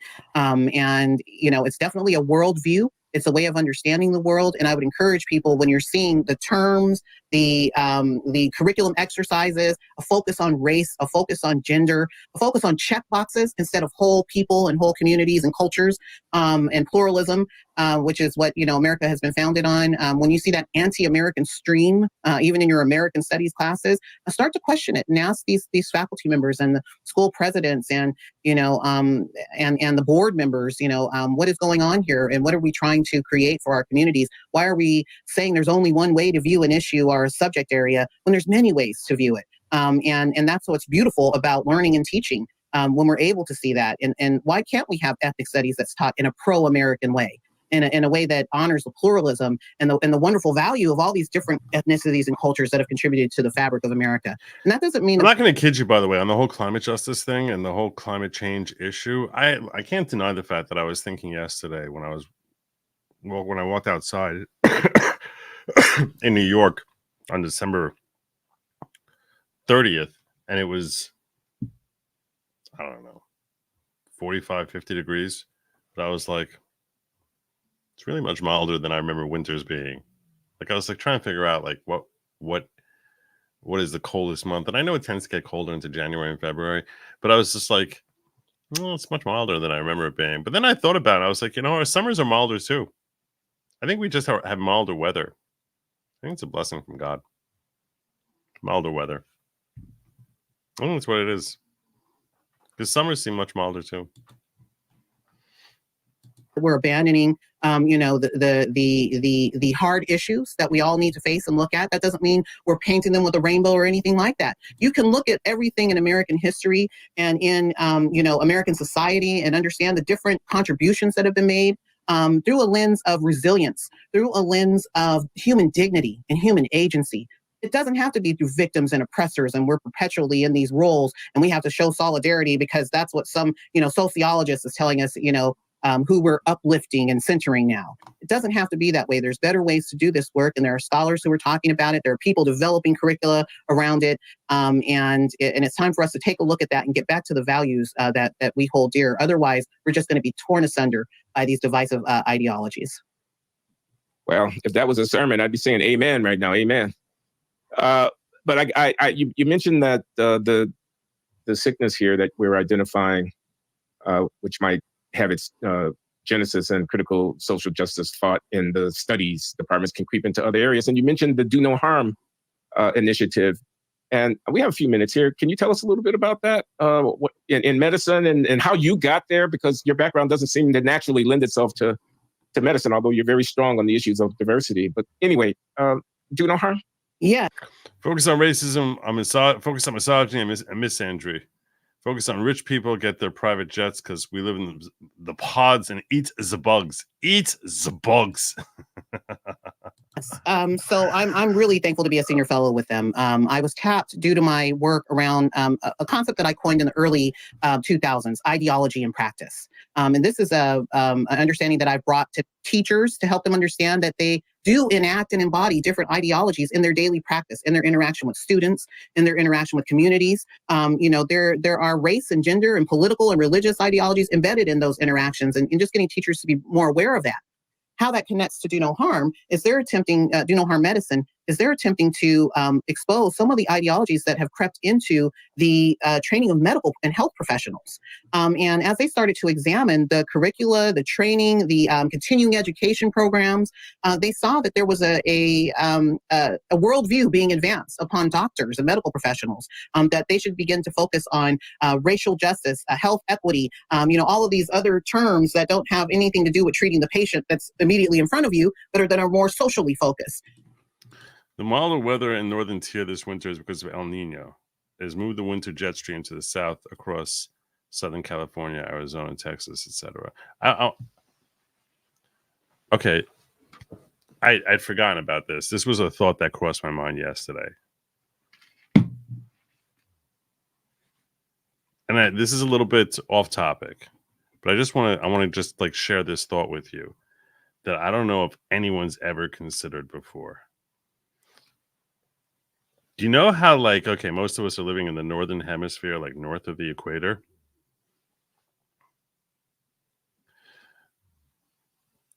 It dawned on me yesterday that the reason we look at the northern equator as the north is it's possible that our view of space is upside down.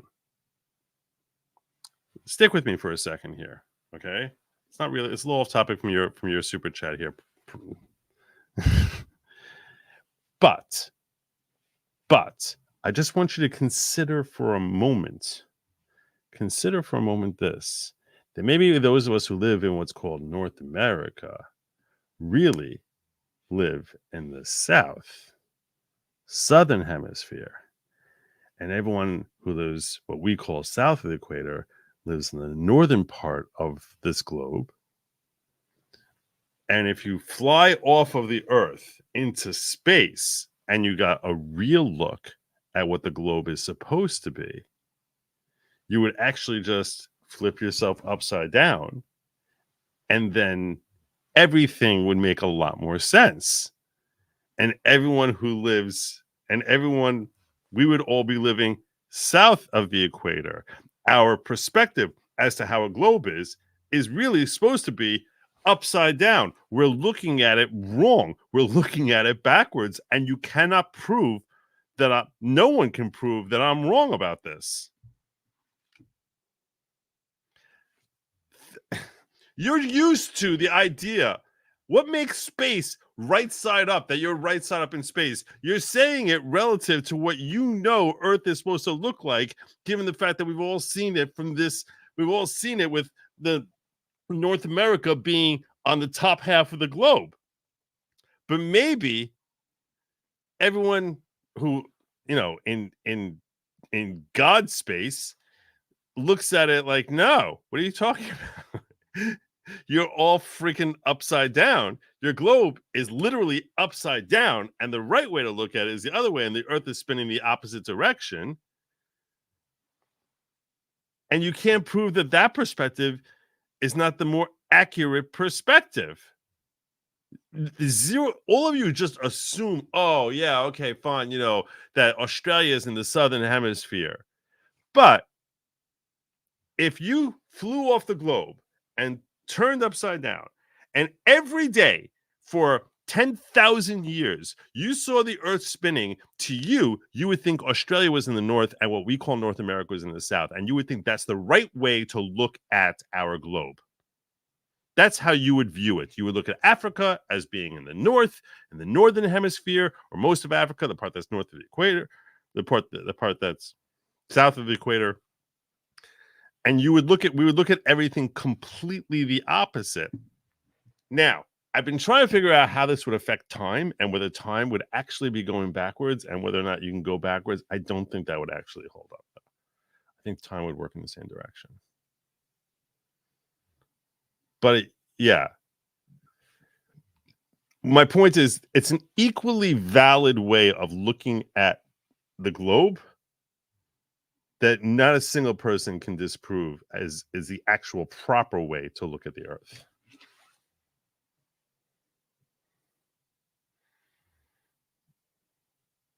We'd still be on a tilt toward the sun.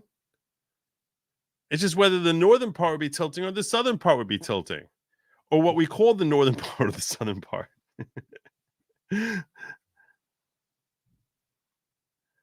Everyone, as you're thinking about it now, I know I'm blowing your minds. But if you think about it, there's no way to know which way is the right way to look at it. We have, humans have accepted that this is how we're going to look at it. There's no way to know. It's not more correct. It's not like someone who's on, who's 2 light years away from us, looking at a globe and is completely upside down is wrong when they're looking at it and looking at Johannesburg as being pretty far north, because from their perspective, that's how it looks.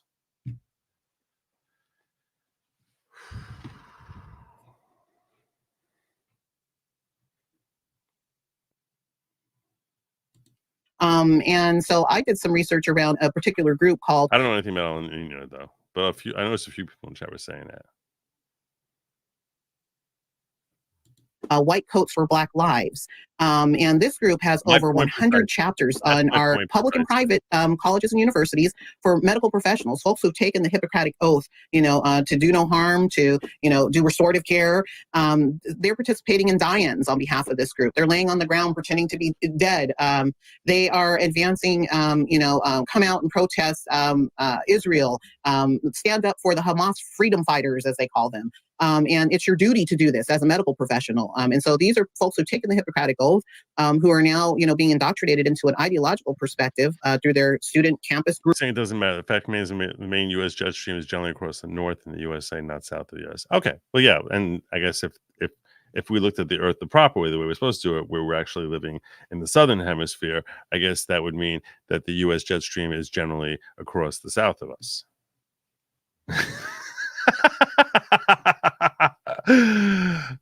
Groups, and sometimes even through the trainings that they're getting in terms of continuing education practicum. It's focused on racial justice and health justice instead of, What's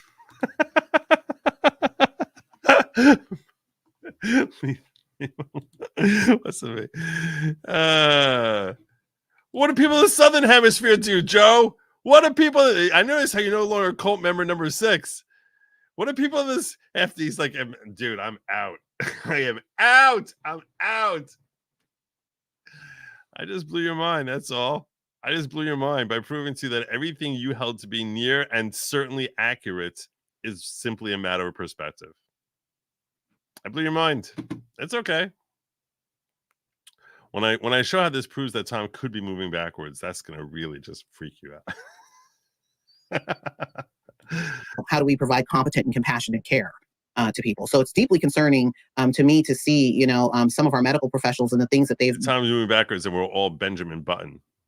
posted even recently, around global events that are taking place, and how would a patient who is of Jewish descent, or even someone who identifies as a Zionist, feel comfortable going into a care with a doctor who's posting things that they may perceive to be calling for genocide against Israeli people. Oh, I'm sure. I forgot to share this with you when I was replaying this, and frankly, she's going on about the Jews again, trying to stand up for the Jews, but she's going on about the Jews again, and I know you probably like, Joe, what the hell's wrong with you? Why are you not? But what I'm saying is, just because people are not comfortable, that's get used to not being comfortable. Get used to it. Who cares? I don't care about that. Okay, it's my duty to try to conjure the other side, and here's how I could imagine it might go.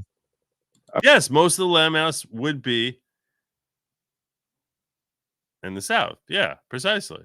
Yeah. Why is that impossible? We're looking at health disparities and differences in mortality and morbidity and susceptibility to disease, and we're looking at access to healthcare disparities and who's covered and who's not covered and what kind of docs do they get, and so on. And we're seeing huge disparities there, and we think that's By the way, under this philosophy, we definitely live in the eastern hemisphere of the globe. That's where I got started on this whole thing. Okay, I'll tell you how my brain started percolating in this direction, because I was thinking about the game Risk, which I started playing online, the game Risk. Okay, and how they always show, Kamchatka and Australia all the way on the eastern side of things, and America's on the western side of things. And I was like, what would happen if they would put the Pacific in the middle instead of the Atlantic in the middle? And we never look at it that way. Like, why are we in the western half versus the eastern half? If you would start with it being in the Pacific, in that case, we would be in the eastern half, and Europe would be all the way in the deep western half of things, right? I mean, that's the way it would be. So why are we considered to be in the Western Hemisphere? So like, how's that sorting? So that's where I started thinking about, and then I started picturing Earth from upside down, and recognizing that there's no way to prove that we have it right side up. If you're wondering how my brain just sort of went down this road, I don't understand the whole big. Adrian says, Joe, the North versus South refers to the magnetic poles, which are going to switch sooner. So when the poles swap, we'll call ourselves South. I don't know. Maybe we'll have to we'll have to stand on our heads at that point. I just looked up history of navigation from cultures in the Southern Hemisphere. It was almost as long as the book on Jewish sports stars. All 7 of them. You would think with all that water they got down there, they would spend a lot more time trying to navigate, right? You would think. LOL, Joe, that's not how space works. North Pole is the North Pole because the magnetic field, even if you're upside down in space, the North Pole is still the North Pole. But we would just call it the South. What does that even mean? It's not even English. What you're saying now is not even English, base shaming. It's not. It doesn't mean anything. That's because we're used to calling that the North Pole. That's because we would be calling the North Pole the South Pole.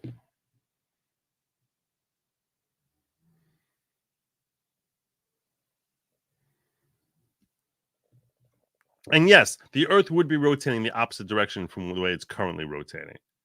That's true. And the sun would be on the opposite side of us. That's also true. This I'm serious about. Forget about the whole time going backwards. That part was a joke. But everything I said about like looking at it from the opposite way is all 100%. That I'm not joking about at all. And the whole Eastern-Western thing, I understand why they did it, because they figured like in a place in no man's land where there's no one really there. That's why culturally it makes sense that sort of they said, let's make the international date line in a place where there's no one there. Otherwise, you go back and forth between like Tuesday and Wednesday every 10 minutes. So I understand that also as to why it culturally worked out. But the North-South thing, there's really no basis for it all. There's really no basis for it all. Like it was totally arbitrary. We could have grown up thinking that we live in the Southern Hemisphere and been just as accurate. So there's no scientific reason that makes this more correct than the exact opposite perspective of things. So we're the upside down, apparently. Why do the polls have to be so binary, you bigots? Yeah, I don't understand that. So freaking binary. I'm poll fluid. Social justice problem. Sorry, but we do. We think environmental justice would take account of where hazardous facilities are located relative to residential populations. And we think that the clinical practice of various specializations may be infected with certain kind of implicit bias or stereotypes or something like that work adversely to the provision of care to our people. And so here we're training professionals. And we think that as custodians of the health of society, of the healthcare needs of society, our trainees, our doctors and nurses and so on, ought to not just know their biochemistry and anatomy.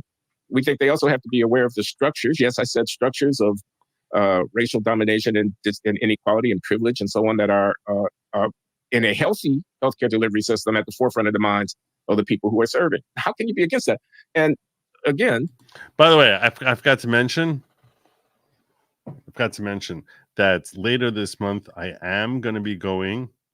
I'm living in New Jersey, so later this month I am going to be going north to Florida for a couple of days, so that might affect my show. So I just wanted to make sure that you're all aware that I'm probably gonna miss some time. I'll keep you updated on locals, which is goodlogic.locals.com. So, but that's when I head north in a couple of weeks. So where it's warmer up north. The fact that there's a war in the Middle East and that some of our people may be to the left of, or whatever direction it is in terms of being pro-Palestinian or pro-people of Gaza. You keep saying pro-Hamas. I'm not pro-Hamas. I'm not in favor of terrorists. I'm not in favor of the slaughter of innocents. I'm looking at 2.5 million people confined, et cetera, et cetera. You know how the speech goes. Mm-hmm. What do you want to say to that, Katie?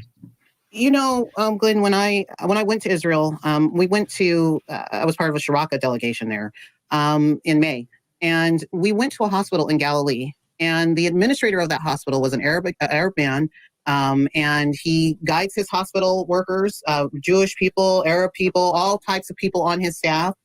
He said that even some of the people who had fired rockets directly at the hospital where they serve, they had treated them from the misfires that had taken place.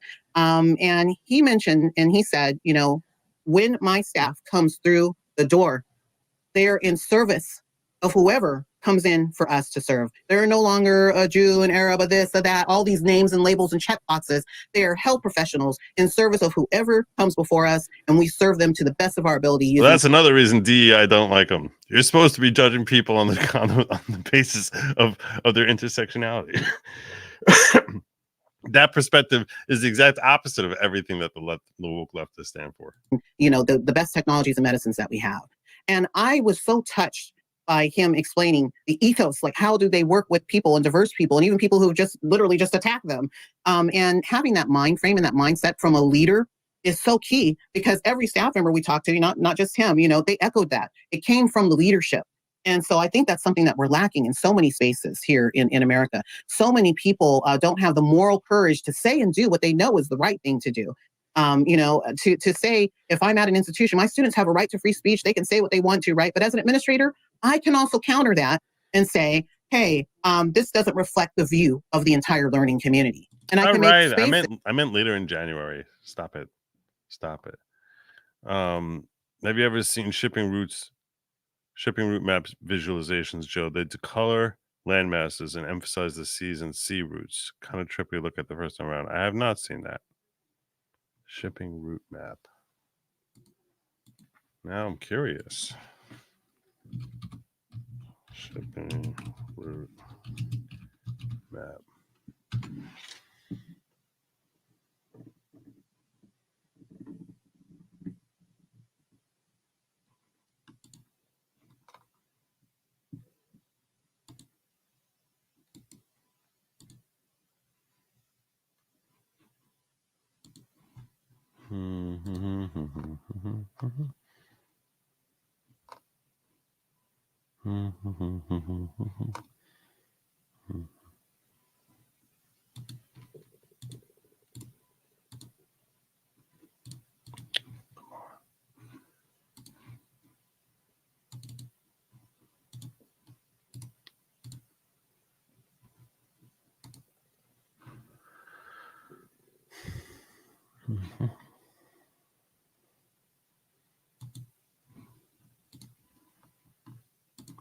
We're the upside down call. I don't know if we're the upside down call. We're just, it writes it up. Everyone else is upside down.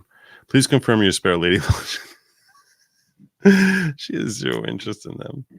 This is why I have a show, just so I can talk to you guys about this stuff.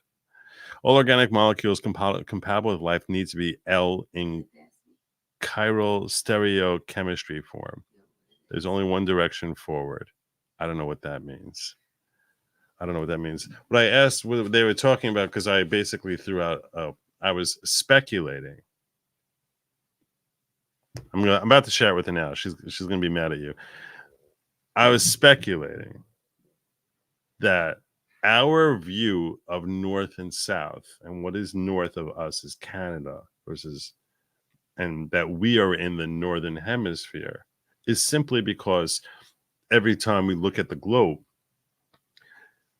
and we just sort of picture like space, like someone in space looking at Earth, so North America is north of the equator. That's true.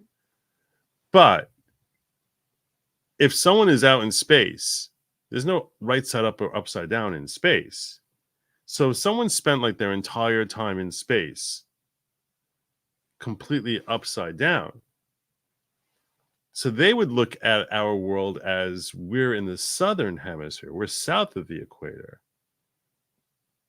And there's no way to say that that perspective, there's no basis to say that that perspective is wrong. So we're all used to looking at us as living in North America, when really we could be living south of the equator. And that No sense. does it make no sense? Doesn't make any sense. Well, okay. Oh, you know what? Okay, hold on a second. I'll prove it to you right now. This is I'm dead serious about this. I'll prove it to you right now. Okay. This is how I'm going to prove it. Okay. Are you here? Are you going to sleep on me? I'm not going to sleep. Well, there's sort of a little visualization. Look, okay, fine. Yeah, there's a little bit of visualization element to this whole thing. Okay. So if I whatchamacall, take this, insert picture, let's do this. And take this, come on, give me the picture.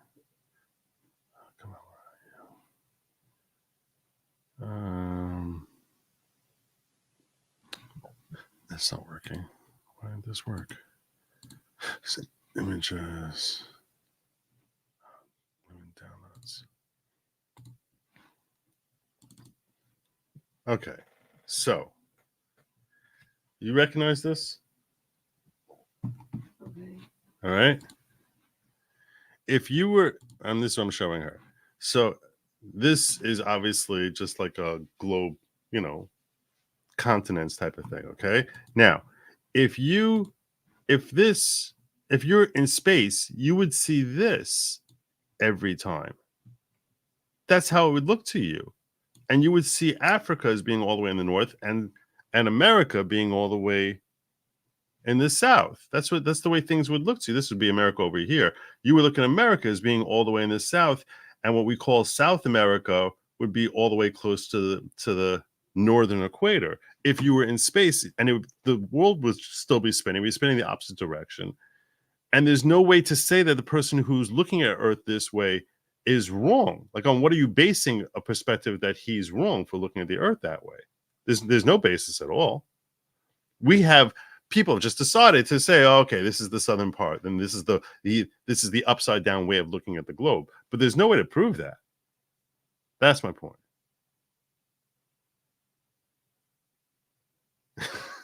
She's looking at me as if like as if there's like just like vegetables that are popping out of my skull right now.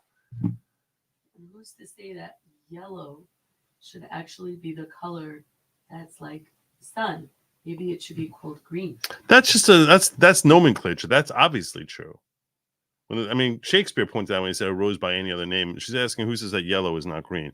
Yeah, I mean, Shakespeare says, you know, like a rose by any other name would smell sweet. Sounds like what you're saying. No, my point is that this might be the right way to look at Earth, where it's like Africa is basically, you know, it's basically the northern, in Australia is all the way in the north.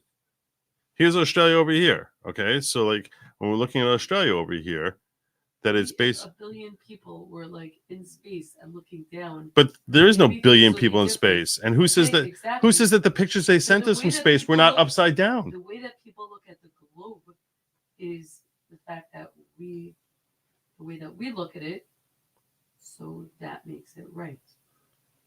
Oh, so you're saying this is just, but that doesn't, they could have looked at it the exact opposite way. Okay, and green could have been yellow. No, it's not green, could have been yellow. Yeah, they could have renamed it that way. My point is that what we consider the North, it could be the South. Okay. And it's just as justified. I'm not just saying that you change the words North and South. What I'm saying is, this is why I never have these conversations. She's just frustrated with me now. Now she's frustrated.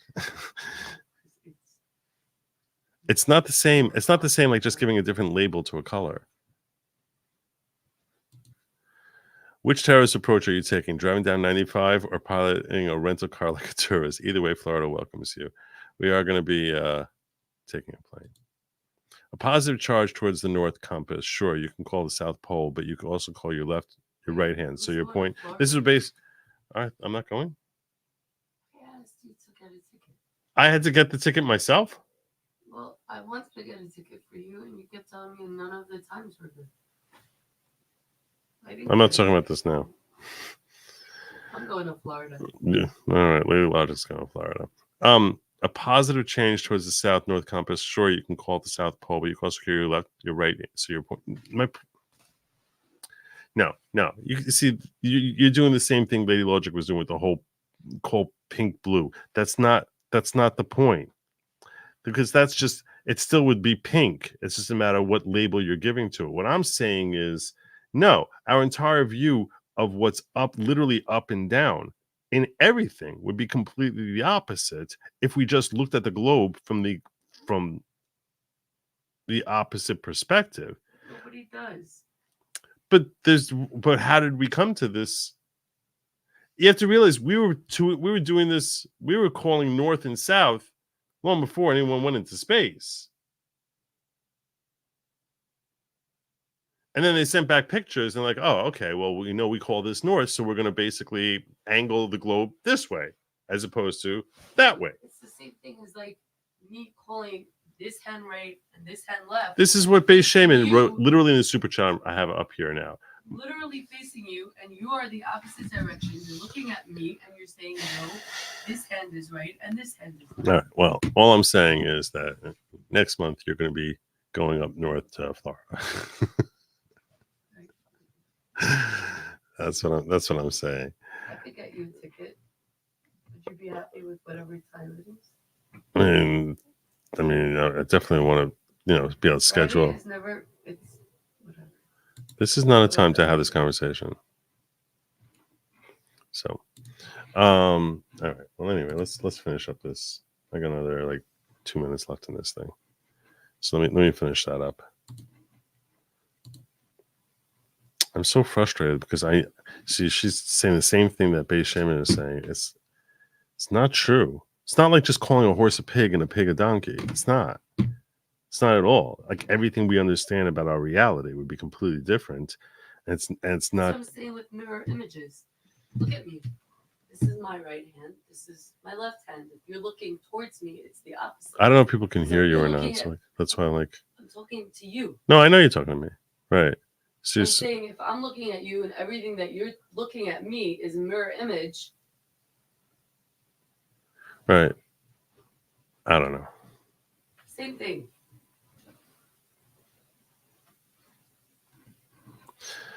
I don't know. So if we were looking at everything through mirror images, we would say that, wait a second. No, not if we're looking at everything through mirror images. Left is really right. No, what I'm saying is the same images. Same images, but looking at it through a mirror. Well, that's more of a west-east thing than a north-south thing. Whatever. Same difference. And I did recognize that when north is south and south is north, then west has to become east. That would definitely be true. Where other perspectives can be heard or even possible of being heard. When we all just sit and we're quiet and we just look at the loudest voices and we just kind of cower to them, that means we are all complicit. And, you know, the old saying used to be from the critical social justice advocates, silence is violence, right? It's complicity. It's complicity when you say nothing, when someone's calling for death and genocide and you say, you know, that's not what all of us stand for here. Then you become complicit in that, and you say that this is what we do here, and what they're doing is okay. When you make no counter statement, or you don't create a space for even counter statements to be heard. So that's what I would like to see more on our campuses in terms of moral courage and leadership from, you know, from presidents, from these bloated administrative bodies, you know, where we have 10, 20, you know, chief diversity officers and a diversity this and an equity this person. I'd like to see more of those people stand up and create authentic spaces for authentic inclusion. Why would they? Why would they create authentic inclusion when that's not what it's about? Everyone understands that when they say diversity, they don't actually mean diversity of thought, that like the way you were interpreting it, but that they actually mean let's get whitey. Everyone understands that. Everyone who's in this sphere, besides Tobiah Lee, all understood that. And that when they say anything to the contrary and pretend it's not, that it's an outright lie. They're not going to sit here and all of a sudden say, well, since we're called diverse, they have the ideology they have, and then they ascribe this label to it. But it's not like that. They'd be like, well, since I have this label, I'm going to live up to what the words technically actually mean, because that has nothing to do with how they think and feel about anything.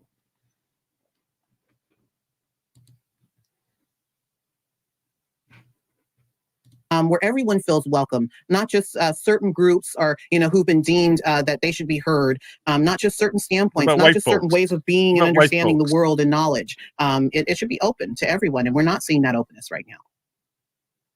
Thank you very much, Dr. Tabia Lee, a veteran of the culture wars in the diversity, equity, and inclusion space in American higher education, who's an eloquent spokeswoman for a point of view that I hope gets a wider hearing as we go forward in the years ahead. I appreciate you giving me your time today, Tabia. Thank you. I can't listen to the music. All right. Well, that was a great find. I appreciate that. I enjoyed that. I enjoyed that interview. So,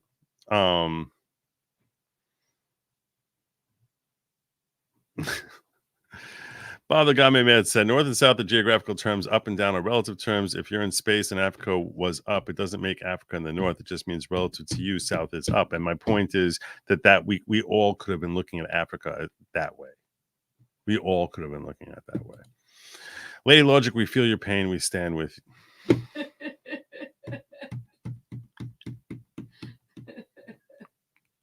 Not cool. Not cool. I feel so not alone. NSEW were defined by sunrise before space travel. You know, I understand it's all relative to sunrise, but I'm simply saying we just would have. So you're saying, let me think this through. Since we already decided that sun is in the east. Oh, this is an interesting point. It's an interesting point. So since sunrise is in the east and set is in the west, you have to look at it that way.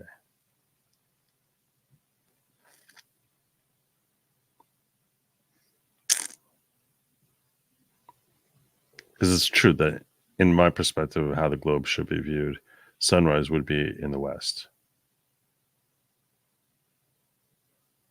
But we would call it west. It would look like east to us. It would look east to us. I don't know if you're correct. because you have to realize that the Earth would be spinning the opposite direction. So you're right. East would be, let's say, on a map on the left side instead of on the right side, but we would be spinning in that direction so that the sun would still look like it's coming in the east. So nice try. I don't think it proves it. It's a good thought. Made me think it through. All right. Give me Santos Bonacci on your show for flat. I don't know who that is, but water all flows towards the equator. Doesn't disprove my point at all. That doesn't matter whether we're in the north or the south. Doesn't matter. Maybe get sea assignments in different roads. Looking glass is for CIA use only. I don't know if that's true. Steve Farrington, remember 4 months, Judge Maddie, greatest of all time. On what side of the rock does the moss grow, Joe? Well, that's south, obviously. Obviously. Hello. I'd die to go drinking with you. Logic son left. His son left New Jersey, New York. Yeah. We don't really go to bars very much, but and you can see like Lady Lawgic would be there saying like, no, nothing you're saying makes any sense at all. That's what I would be getting a lot of. I'm like, it's not the same thing as left hand is right and just relabeling it. It's not at all the same. It's not even the same. It's not. I understand why people would think that. It's not. Because everything we understand about our reality would be totally different. Everything. When you change blue to pink or left to right, it's not, you're just calling it by a different word, as opposed to changing your perspective of how Earth itself operates. That's the difference. But did I ever look into the etymology of the term Oriental? No. You're going to tell me that it's in the East, but what I'm saying is if South was North, so in that case, yeah, we probably would call that the East because that would be the direction where the sun comes from. But let me look at the etymology of Oriental.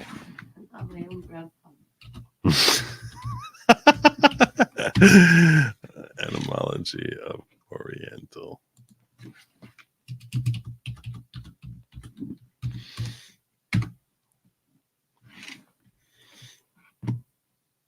Of the Orient from the East. Yeah, but my point is, yeah, that would still be in the East.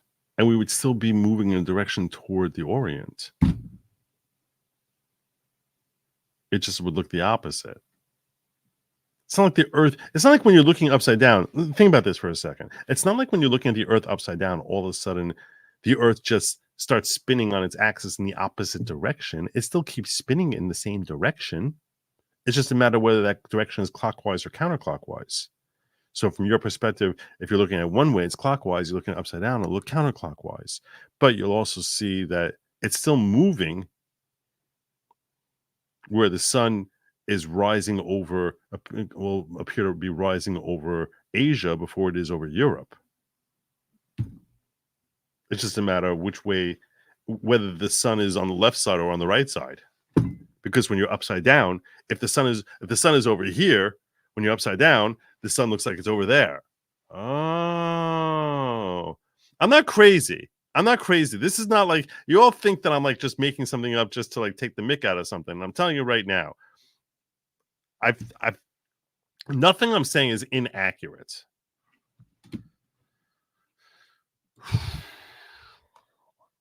Heads up, it says we're never going to space. Crabs in a bucket is always going to pull us down. I don't know what that means, but I appreciate the $20 super chat, brother. Thank you. Crabs in a bucket is always going to pull us down. No, I don't know what that means. Yeah, but my point is, don't think for a second that when you look at the world, if you turn yourself upside down, and that's how you orient yourself. That every day for the rest of human, for the next 100,000 years, that's how you looked at the Earth. It would be natural for you to think of Africa as being in the north, and it would still be that the sun would be rising over China before it's rising over Europe. That would still be the same. It's just that the sun would be on the opposite side of where the Earth is from your angle. And it would be spinning in the opposite direction. Think it through. You'll see. I'm right. This is all the pig-nosed people calling the beautiful girl ugly. No, you're going back to the whole left, right, blue, pink thing. No, that's their perception. Okay.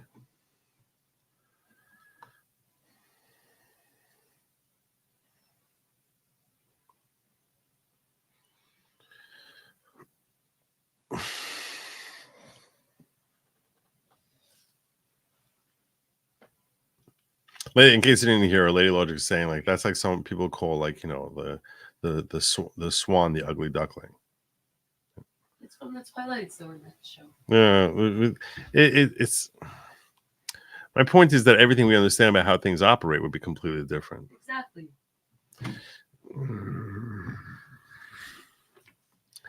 Well, there you go. This and much more tomorrow.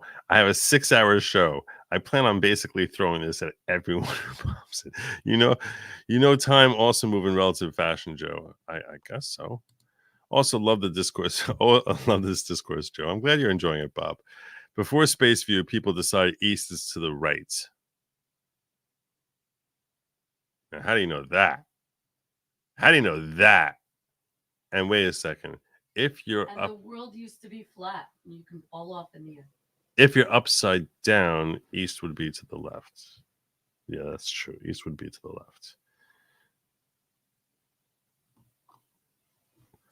I'm not saying the Earth is flat, Wellesley. I'm not saying that at all. No, from space, the point of reference puts Africa on top. Okay, what in space has me oriented that way and not some other way? What I'm saying is, what has it oriented that it's in the south? There's nothing that has it oriented that way. I'll tell you this much. You know, here's a similar type of thing. Okay, here's a similar type of thing. Let's just pause for a second. Okay, let's just pause for a second, because not to like throw everyone off kilter here. Not to throw everyone off kilter, but there's a common question, or you know, that you can sort of philosophize about, which is why is it that a week is 7 days, not 11 days, or 14 days, or 37 days, or whatever? Why do we call a week 7 days? Like, what's the purpose in referring to that as like a week? Why is that a useful? And you know, why is it not 8 days? And how we measure time there, and who says that measuring it in terms of units of 7 days is appropriate? Now, there's obvious biblical historical element to it. So yeah, from a Jewish perspective, I can understand why, because we talk about, you know, God creating the world in 6 days and resting on the seventh day. But people who are not Jewish or Judeo-Christian, or I guess Islam is an outgrowth therefrom as well. Like, why would Asians look at it not a week as not being 10 days long or 4 days long? It could be anything, right? So, and you can start making arguments as to like, no, like this is like, you know, that in a year that there's actually whatever, there's 91 weeks if a week is 4 days long. You know, I understand that's more of a similar type of different way of looking at reality, which I think is more similar to the whole upside down Earth thing than just let's call blue pink, or even the perspective thing that Lady Lawgic was throwing me with the whole ugly beautiful. But I need to think through why. Krista, my girlfriend, said your wife is right, just leave it alone. Well, if that's what Krista says, who am I to argue with Krista? I would never want to argue with Krista. If that's what your girlfriend Krista says, I'll go with you, Sam. That I must be wrong. I don't trust Krista. Everyone knows you never argue with Krista. Only crazy person would argue with Krista. Yep. All right, let me make sure I didn't miss anything over here. We're a little crazy. All right, so I'm good over there, and let me make sure I'm good over here. Yeah. Oh, only 34 likes tonight in Rumble. What's happened, Rumble? What happened to you folks? It's a small crowd. I guess Rumble's not used to me starting so late. That's probably what it is. All right.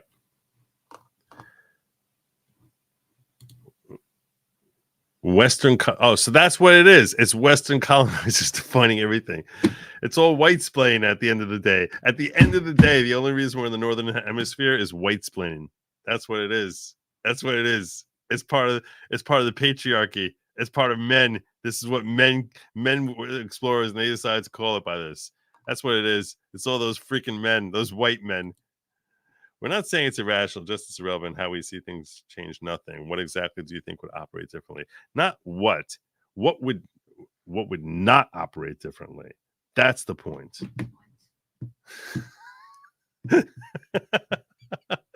Everything would operate differently. Everything. The whole thing's a sham. If you ask me, the whole thing's a scam. If you ask me, the whole thing's a scam.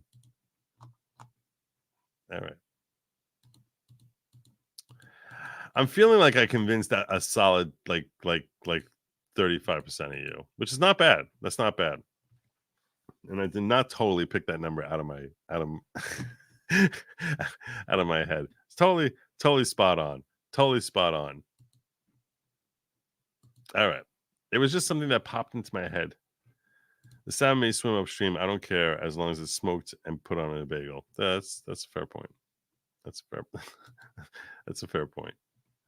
All right. A poll. We'll review this tomorrow. We'll review this tomorrow. 6-hour show tomorrow. I'm starting at 9 p.m. God willing. 9 p.m. till 3 a.m. 9 p.m. till 3 a.m. Make sure you don't miss it. There's probably going to be far greater insights than this one. Far greater insights than the fact that our Earth is upside down, or your perspective of Earth is upside down, and you can't prove me wrong. You just can't. It's perception that it's far greater insights. All right. Well, I had fun.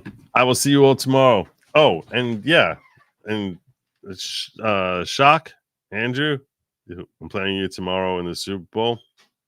I hope your team gets cancer. I'm kidding. I don't wish cancer on anyone, but I hope they all suck. So I'll see you all tomorrow. Till then, thank you for joining me. Make sure that no matter what's going on in your world, the fact that it's the end of the year, all that other stuff, the important thing is stay happy, eat some bugs, and as always, my friends, call it speed.